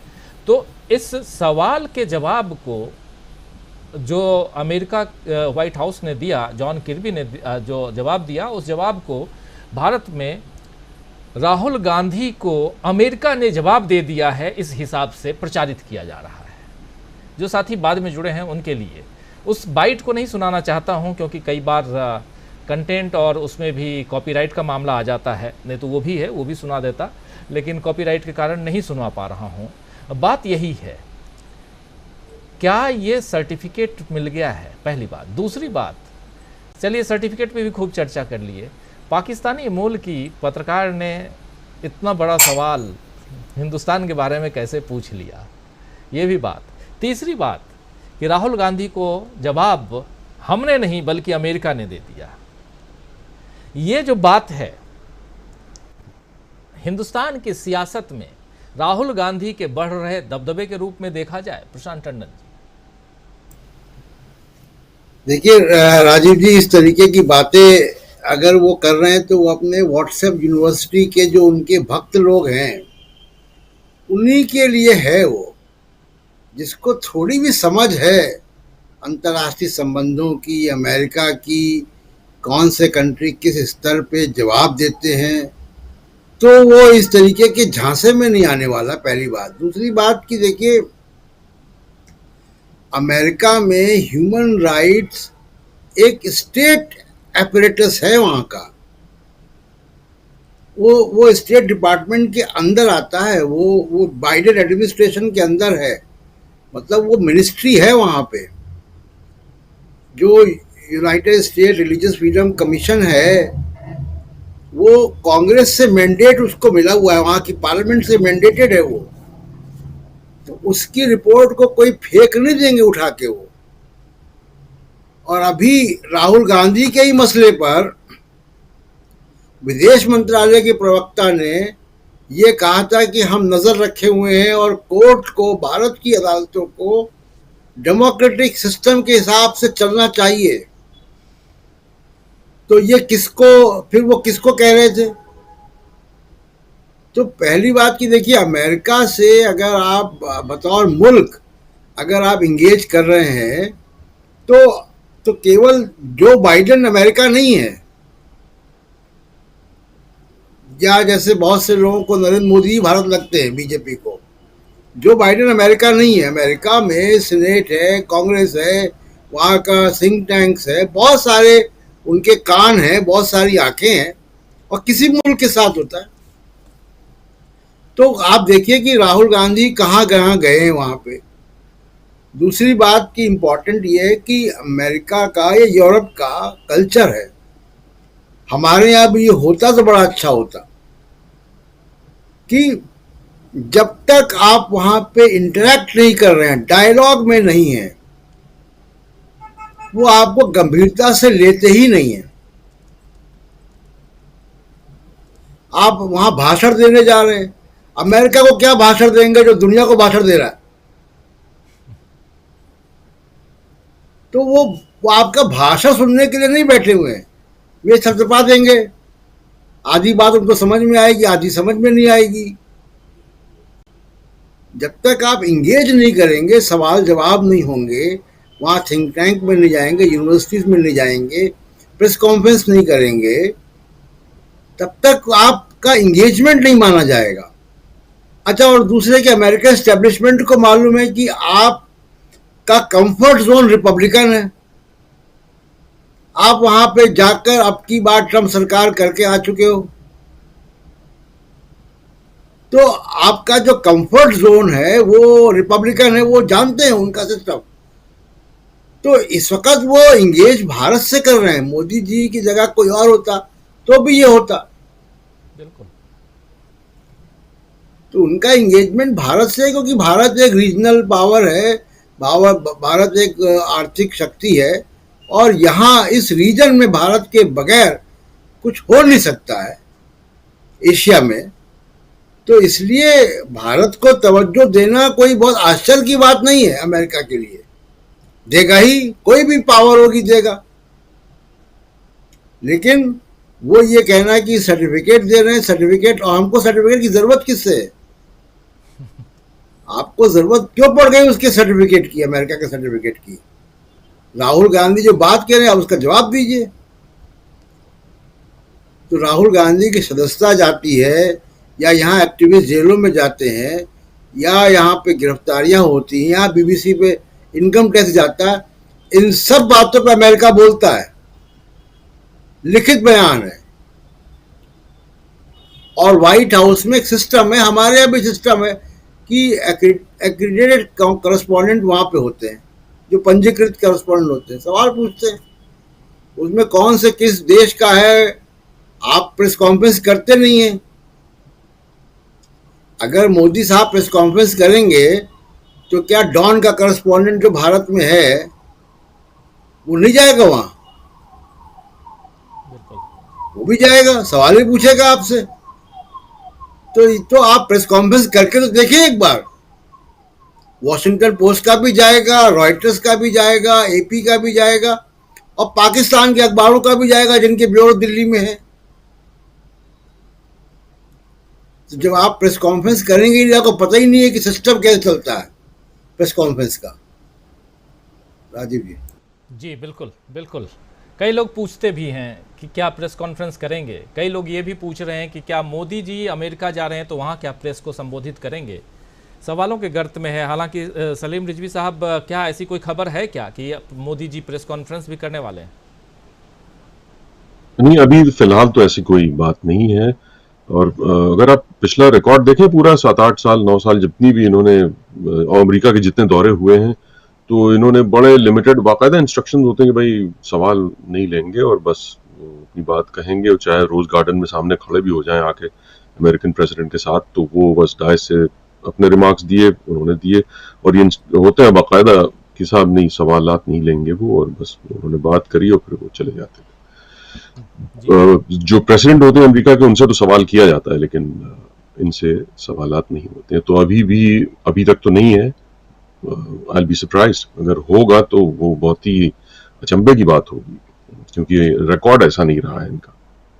इतना दबाव है, कुछ तो करना चाहिए प्रधानमंत्री नरेंद्र मोदी को। प्रोफेसर अखिल स्वामी जी, प्रधानमंत्री नरेंद्र मोदी सवालों का जवाब देंगे या नहीं देंगे, प्रेस कॉन्फ्रेंस करेंगे या नहीं करेंगे, लेकिन राहुल गांधी इतनी बार प्रेस कॉन्फ्रेंस कर चुके कि अब प्रेस कॉन्फ्रेंस और राहुल, ये सुन के ही शायद डर लगने लगा हो बीजेपी के लोगों को, और ख़ासकर जितने लोग काउंटर करते हैं मोदी जी पर कि प्रेस कॉन्फ्रेंस क्यों नहीं करते हैं।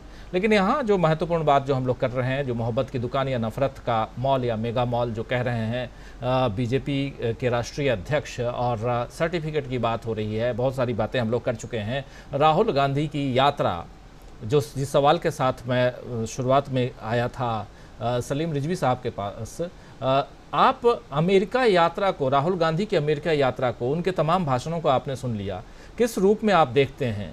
क्या यहाँ हिंदुस्तान में उसका असर पड़ता हुआ आने वाले समय में चुनाव है वो दिखाई आपको देता है? कई लोग ये कहते हैं कि यहाँ वोटर्स तो यहाँ हैं, तो वहाँ जाके राहुल गांधी क्या कर रहे हैं, उनको यहाँ घूमना चाहिए। लेकिन प्रशांत टंडन जी कह रहे हैं कि भारत जोड़ो यात्रा पार्ट 2 पे निकले हुए हैं राहुल गांधी। तो आपका नज़रिया क्या कहता है? अगर कॉपी जांचना हो तो यहाँ जांच सकते हैं आप।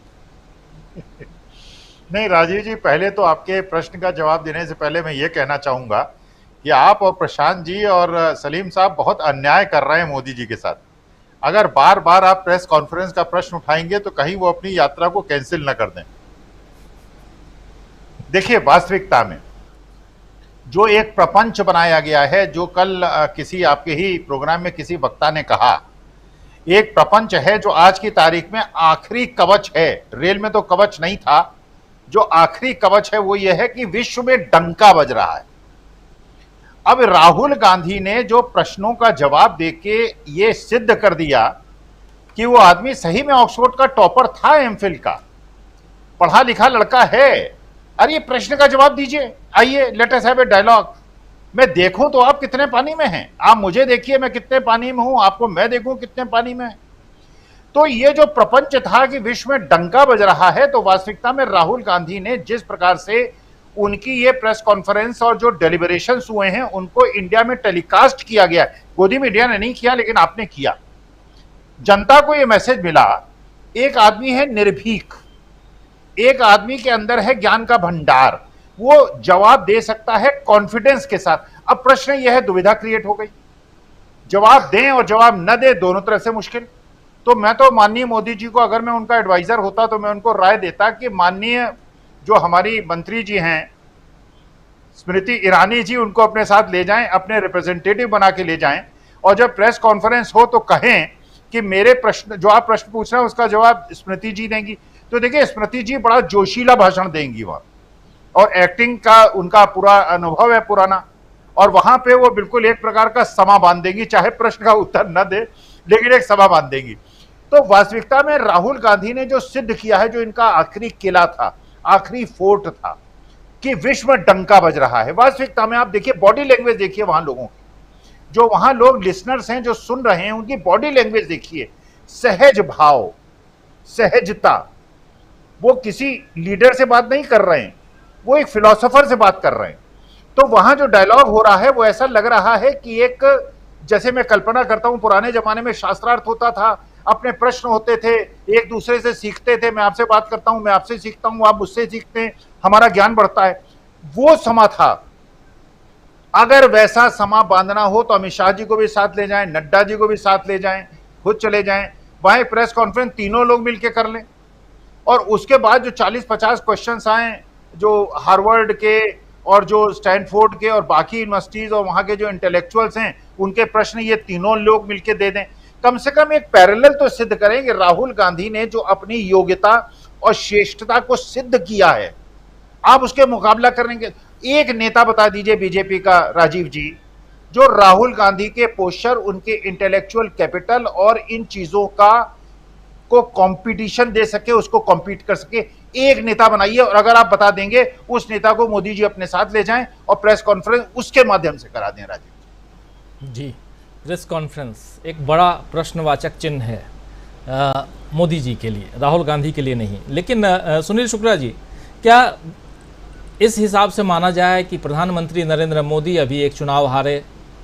मोदी हारे इसलिए कह रहा हूं क्योंकि मोदी जी के नाम पर चुनाव लड़ रहे थे, कर्नाटक का चुनाव, उसके बाद ऑस्ट्रेलिया गए, अभी अमेरिका, ऑस्ट्रेलिया में भी द रॉक, द बॉस, क्या क्या बोला जा रहा है, रॉक स्टार, और उससे पहले जापान में ऑटोग्राफ की मांग कर दी, वो भी दुनिया के सबसे बड़े डेमोक्रेटिक कंट्री, सबसे सशक्त कहें तो और मजबूत दुनिया का अमेरिका, उसके राष्ट्रपति ने, और फिर उसके बाद हम देख रहे हैं कि अभी फिर से अमेरिका जा ही रहे हैं। क्या भारत में जो हार है उस, और भारत में मुद्दे नहीं मिल रहे हैं, तो बाहर का डंका पिटवा करके आप यहाँ कुछ आने वाले चुनावों में उसका लाभ लेने की कोशिश में हैं? क्या ये फ़ायदा मिल सकता है? जो सवाल राहुल गांधी के लिए किया जा रहा है वो सवाल प्रधानमंत्री नरेंद्र मोदी के लिए भी तो किया जा सकता है कि ब्रांड मोदी की इमेज जो गिर रही है, जो ब्रांड मोदी जो हैं वो डाउनवर्ड हैं, उनको बाहर से सपोर्ट, एनआरआईज मोदी मोदी के नारे के बीच क्या हिंदुस्तान में उनकी पॉपुलैरिटी बढ़ सकती है? इसको इस हिसाब से आंका जाए क्या? इससे फायदा होगा क्या बीजेपी को?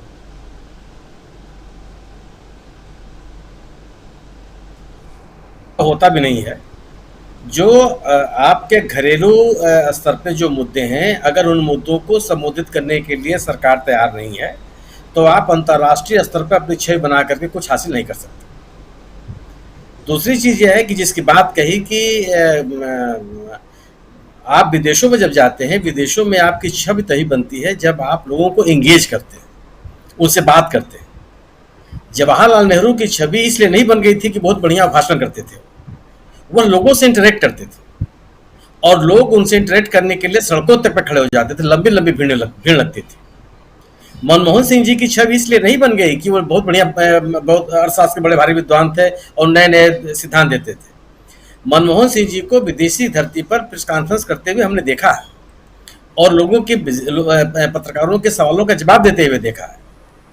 आज स्थिति यह है कि प्रधानमंत्री मोदी जी कहीं जाते हैं, वार्ता के बाद बाहर निकलते हैं, इनिशियल स्टेटमेंट होता है, उसके बाद प्रेस को हटा दिया जाता है। और प्रेस के प्रश्नों का जवाब देने के लिए आप कितने तैयार हैं, यह 2014 से तभी से पता चल गया जब आपने अपने साथ अपने देश की मीडिया को ले जाना बंद कर दिया। तो मीडिया के प्रति आप कितने संवेदनशील हैं, उनके द्वारा उठाए जा रहे सवालों के प्रति आप कितने संवेदनशील हैं, मीडिया के माध्यम से जनता से जुड़ने के लिए कितने आप संवेदन गंभीर हैं, लोगों के विपक्ष के द्वारा उठाए गए मुद्दों को मीडिया के माध्यम से जवाब देने के लिए कितना आप तत्पर हैं। ये कोई अबोझ पहली नहीं रह गई है। जो सत्तारूढ़ दल है वो इसकी बातें नहीं करता, और जो बात करता है वो केवल बिल्कुल सही है कि जो टंडन जी ने कहा कि वह केवल अपने जो उनके व्हाट्सएप यूनिवर्सिटी के अपने समर्थक हैं उनके कंजंक्शन के लिए बात करते हैं। उनको ये पता है कि जो बात कर रहे हैं वो उनके उन समर्थकों को, उन विरोधियों को, उन शुभचिंतकों के ऊपर लागू नहीं होता जो स्वतंत्र रूप से सोचते हैं। ये सवाल भारतीय जनता पार्टी के लिए, सत्तारूढ़ दल के लिए महत्वपूर्ण है कि राहुल गांधी जैसे व्यक्ति के लिए, जिसको इस सरकार ने हर तरीके से संसद से बाहर कर दिया, उनका मकान छीन लिया, उनको खारिज करने की तमाम कोशिशें की, पप्पू बनाने की लगातार कोशिशें की जा रही हैं, अभी भी उनका जो IT सेल लगा हुआ है कि साहब वो जब भाषण कर रहे थे तो खालिस्तान के नारे लगाए गए तो मुस्कुरा रहे थे। ये जो तमाम तरह की बातें इसलिए की जा रही हैं कि वो उस व्यक्ति को अविश्वसनीय बनाया जाए या यह कहा जाए कि जो राहुल गांधी ने US में किया है उसका कोई मतलब नहीं है। लेकिन यह बात खारिज नहीं हो पा रही है क्योंकि एक ऐसा व्यक्ति जो भारत का संसद का सदस्य तक नहीं है, उस मूल विपक्षी दल का पार्टी का अध्यक्ष भी नहीं है, कोई उसके पास पद नहीं है, बावजूद उसको सुनने के लिए इतनी बड़ी तादाद में लोग वहां पहुंच रहे हैं। और वह जो US के आयोजन होते हैं ये फ्री फंड वाले आयोजन नहीं होते हैं। कई बार लोगों को टिकट लेके जाना पड़ता है, वहां टिकट खरीद करके आप उस हाल में प्रवेश कर पाते हैं। वो तंबू के नाथ नहीं लगा हुआ है किसी रास्ते से आप घुस जाइए। तो आप इतना उत्साहित तो देश के विभिन्न कोनों से इकट्ठा हुआ समाज अगर वहां मौजूद होकर के और सवाल जवाब कर रहा है, और उसके बाद एक ऐसा समूह भी इकट्ठा हो रहा है US में जो केवल अपने चिंतन के लिए अपने थिंक टैंक के रूप में जाना जाता है, जो वहां की नीतियों को प्रभावित करता है, सरकार से सवाल जवाब करता है। अगर वह समूह भी राहुल गांधी से मिलने के लिए तैयार है और तत्पर है तो निश्चित रूप से सत्तारूढ़ दल के सामने चुनौती है, क्योंकि सत्तारूढ़ दल इस तरह के आयोजन नहीं करता। वह कोई भी आयोजन नहीं करता जहां सामने वाले के प्रश्न का आपको जवाब देना पड़े, एक तरफा संवाद करता है। मैं जो कह रहा हूं उसको आप सुनते रहिए। और यह काम यह कहां सफल है? जो प्रवचनकर्ता के भक्त हों। हम प्रवचन करते जा रहे हैं, हमारे सामने बैठ करके हाथ जोड़ के सुनते रहिए, आप कथा सुनते रहिए, बात खत्म हो गई। तो उस वक्त वो ऐसे समाज के लिए तो इस तरह का प्रवचन लागू होता है और वो प्रभावित भी आपसे हो सकता है। लेकिन वह समाज जो जागरूक है और आपसे इंगेज होकर के ही आपसे सहमत होने के लिए तैयार होगा, वहां पर इस तरह के बात आप एक तरफा संवाद करके अपनी बात नहीं कर सकते। इसलिए राहुल गांधी के द्वारा जो सवाल उठाए गए हैं वो महत्वपूर्ण है, क्योंकि राहुल गांधी के द्वारा जो सवाल उठाए गए हैं वो सवाल राहुल गांधी की तरफ से नहीं उठाए गए, उनसे सवाल पूछे गए। उन सवालों के जवाब उन्होंने अपनी बातें कही है, और जो बात सवालों के जवाब में राहुल गांधी ने कहा, निश्चित रूप से उन सवालों पर स्पष्टीकरण देने की जिम्मेदारी सरकार की है। संयोग से सरकार के जो प्रमुख कार्यकारी है सम्मानित प्रधानमंत्री जी जा रहे हैं, उनको जवाब देना चाहिए। और अगर वो जवाब नहीं देते हैं, जो कि अब तक उन्होंने कहीं नहीं किया, वो कहीं आज तक उन्होंने, अब जो सवाल पूछ क्या वहां प्रेस कॉन्फ्रेंस हो सकती है, अब आज तक उन्होंने प्रेस कॉन्फ्रेंस नहीं किया। सैकड़ों यात्राएं उन्होंने की, किसी देश में नहीं की, भले उस देश में भी नहीं की जिस देश के हवाई अड्डे पर उनका पैर छुआ गया। तो US में कहां से कर लेंगे वो, और क्यों कर लेंगे? तो सवाल जो राहुल गांधी ने पैदा किए हैं निश्चित रूप से उस नरेशन को खारिज करता है वो, जिसमें कहा जाता है कि डंका बज रहा है, जिसमें कहा जाता है कि विश्व में हमारी ताकत बढ़ गई है, लेकिन तथ्यों पर नहीं कहा जाता। अगर आपके इस बात में तथ्य होता तो आप ये बताते कि किन किन देशों ने भारत के नागरिकों को, भारत के पासपोर्ट धारकों को वीजा अराइवल कर दिया। किन किन देशों ने आपसे कहा कि हमारे देश में आपको आने के लिए वीजा की जरूरत नहीं है। किन किन देशों ने अपने यहाँ वीजा देने की जो अवधि है उसको बढ़ा दिया। किन किन देशों के सामने भारतीय जो पासपोर्ट है उसकी ताकत बहुत बढ़ गई। आप अपना पासपोर्ट दिखाइए और आपके बगल में जो US का नागरिक है वो पासपोर्ट दिखाए, और स्विट्जरलैंड के एयरपोर्ट पर अपनी ताकत समझ लीजिए कि आप कहाँ पे खड़े हैं। तो आप दुनिया में आपको ये बताना पड़ता है ना कि आपने अपनी यात्राओं के माध्यम से अपने देश की को तकनीकी रूप से कितना संपन्न कर दिया, वाणिज्य व्यवसाय में आपने कितना संपन्न कर दिया, शिक्षा जगत में कितने आदान प्रदान के आपने समझौते कर लिए, तकनीकी आदान प्रदान के कितने आपने समझौते कर लिए, उसकी तो बात करते नहीं है। सवाल ये है ना, आप इन मूल्यों पर अगर आप बात करेंगे तब कहा जाएगा कि आपका डंका बज रहा है। अब जो दो देशों के बीच में व्यापारिक घाटा है, उस घाटे को कम करने के लिए आपने कितनी कोशिशें कर ली, और जो संबंधित देश है उसमें कितना आपको रिस्पॉन्ड कर रहा है। यह आपके उपलब्धियां हैं, और इस आधार पे आप बता सकते हैं कि आपका डंका बज रहा है। बिल्कुल। इन मुद्दों को उठा करके राहुल गांधी ने बड़े सवाल पैदा किए। जी बिल्कुल।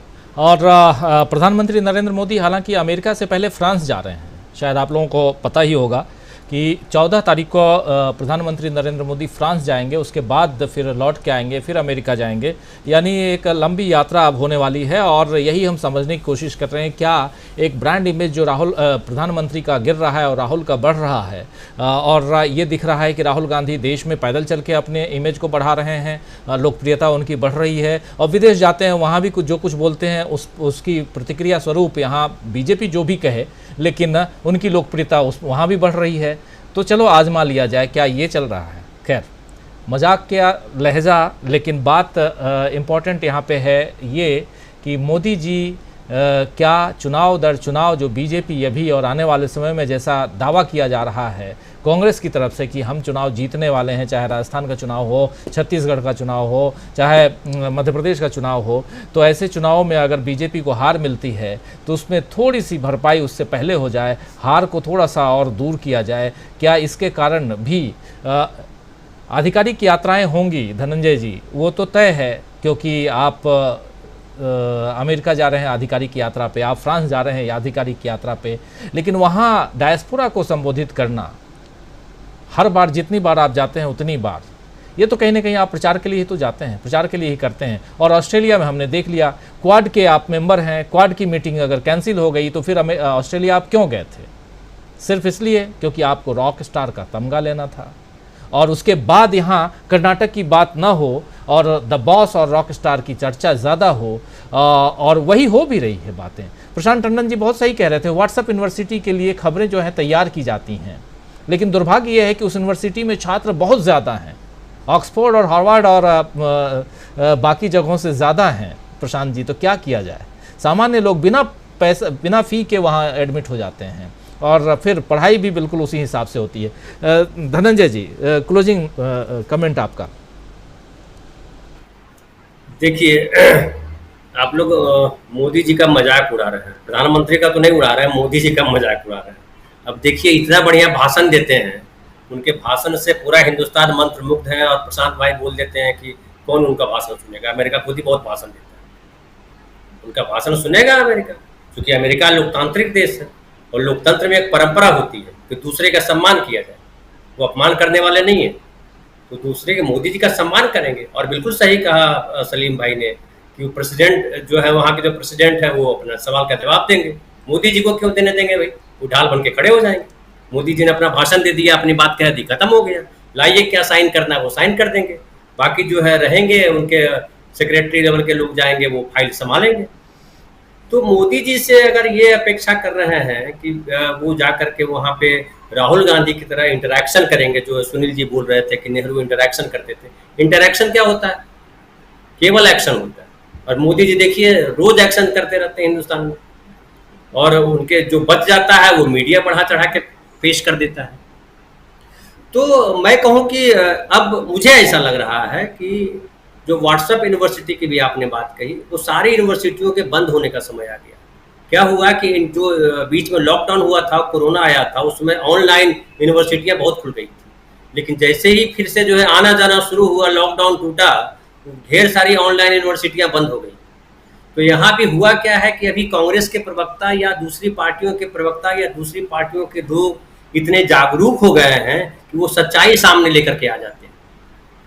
तो सच्चाई जब सामने लेकर के आ जाते हैं तो ग्राहक जो है, वो तो हर कोई तो भक्त है नहीं कि आंख मूंद करके आप ही की दुकान पे आएगा, आप लूट लें उसको या बंधक रख लें, उससे फर्क नहीं पड़ता। बहुत जनता भी बहुत जागरूक है। ग्राहक जागो, जागो ग्राहक जागो, आज से नारा दे रहे हैं हम लोग। उपभोक्ता कानून में ये व्यवस्था है, जागो ग्राहक जागो।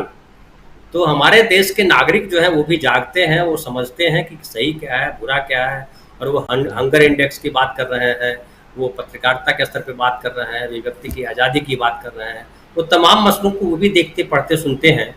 और एक दूसरी बात मैं कहूँ कि देखिए, अमेरिका के साथ ये मुश्किल भी बोल सकते हैं और उसके लिए बेहतर भी है कि भारत उसके लिए बाजार भी है, और भारत उसके लिए जो है स्किल्ड जो नौजवान है वो भी यहाँ से सप्लाई होता है। स्किल्ड नौजवान वहाँ जाते हैं, चाहे सिलिकॉन वैली हो या और हो, वो जो स्किल्ड, चूँकि मोदी जी ने भी तो बहुत सारे IIM IIT खोल दिया है, ढेर सारे खोले हैं। तो मोदी जी के ज़माने में भी बहुत सारे बच्चे गए हैं।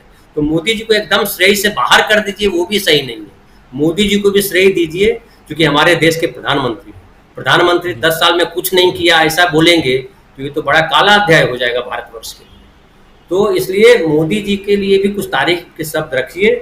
और मैं बोलूँगा कि प्रशांत भाई एक उनका इंटरव्यू आप ले ही लीजिए, जाते जाते कम से कम विदाई में तो इंटरव्यू एक हो ही जाए। उनसे एक ईमेल भेजिए कि जाते जाते एक इंटरव्यू दे जाइए भाई, ताकि ये रहे कि केवल अक्षय कुमार को इंटरव्यू नहीं देते हैं, प्रशांत जी को भी इंटरव्यू देते हैं। इसलिए मैं कहूँगा कि मोदी जी को अब जो है मोहब्बत की दुकान जो है वहाँ शुरू करनी चाहिए, और अभी एक मौका है, नहीं तो मुझे लगता है कि फिर वो मौका चूक जाएंगे, फिर वो कुछ होने वाला नहीं है। क्योंकि जिस तरह से राहुल गांधी का प्रसार होता जा रहा है, और अभी नहीं सुन रहे हैं कि वो पार्ट 2 भारत जोड़ो यात्रा पार्ट 2 करने जा रहे हैं, वो कहाँ अरुणाचल प्रदेश से गुजरात आएंगे, उनके प्रदेश आ जाएंगे, तो फिर लगता है और भांडाफोड़ हो जाएगा, और इंटरेक्शन इतना बढ़ जाएगा पब्लिक का कि पब्लिक जो है जैसे जंतर मंतर पे जाके खड़ी हो गई है वैसी स्थिति हो जाएगी, तो डंडा लेकर के कब तक दौड़ाएंगे। तो ये जो है मोदी जी का जो मुझे लग रहा है कि अब जाएंगे और वो स्मृति ईरानी को ले जाएं या किसी और को ले जाएं, इंटरप्रेटर भी हो सकता है, दुभाषिया भी वहाँ हो सकता है जिसके माध्यम से जवाब दे सकते हैं, लेकिन जवाब देना उनके लिए खतरे से खाली नहीं है। तो वो वैसा कोई काम नहीं करेंगे जहाँ गोडसे पे सवाल कर दिया जाए, जहाँ सावरकर पे सवाल कर दिया जाए, जहाँ अखंड भारत की तस्वीर पे सवाल कर दिया जाए, जहाँ धर्मनिरपेक्षता के मसले पे सवाल कर दिया जाए कि भैया आप पंडे को कैसे बुला लिए थे, जहाँ राजदंड की पर सवाल कर दिया जाए। तो ऐसे ढेर सारे सवाल है जो मोदी जी को चुभेंगे, और मुझे लगता है उन सवालों से मोदी जी बचना चाहेंगे। इसलिए अब प्रेसिडेंट चाहे उनको बचा लें या कोई सवाल करने वाले जाए ही नहीं, दोनों स्थिति बन सकती है। जी राजीव जी बिल्कुल।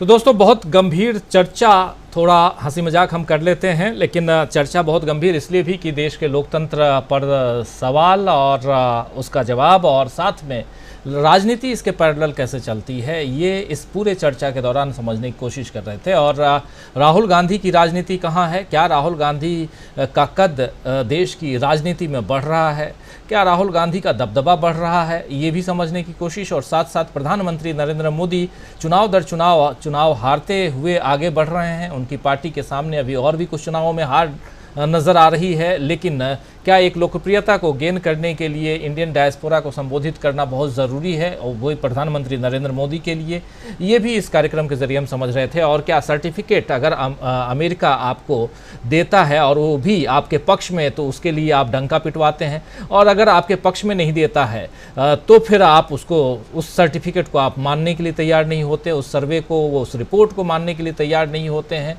तो ये दोहरी नीति क्यों है? क्या ऐसी दोहरी नीतियों के आधार पे आप सरकार चला रहे हैं? तो सवाल कई हैं, और सबसे बड़ा सवाल कि क्या आप प्रेस कॉन्फ्रेंस करेंगे, ये अभी भी भविष्य के गर्त में है। तो बहुत बहुत शुक्रिया अदा करना चाहता हूं प्रोफेसर अखिल स्वामी जी, और हमारे साथ ही सलीम रिजवी साहब। सुबह सुबह आपको हम जगा देते हैं और चाय की प्याली के साथ आपको बैठना पड़ता है। बहुत धन्यवाद आपको, बहुत शुक्रिया आपको। प्रशांत टंडन जी, सुनील शुक्ला जी, धनंजय जी, और हमारे साथी अमलेंदु उपाध्याय जी, आप सबको बहुत बहुत धन्यवाद, बहुत शुक्रिया। आप लोगों ने इतना लंबा वक्त निकाला, और हमारे साथ आप तमाम साथी जो बने हुए हैं, अपनी बात, अपने विचार लिख रहे हैं। सैयद अब्दुल मुगनी साहब कह रहे हैं, डीबी लाइव नाइस रिपोर्टिंग होती है, आप लोगों ने सरकार की पोल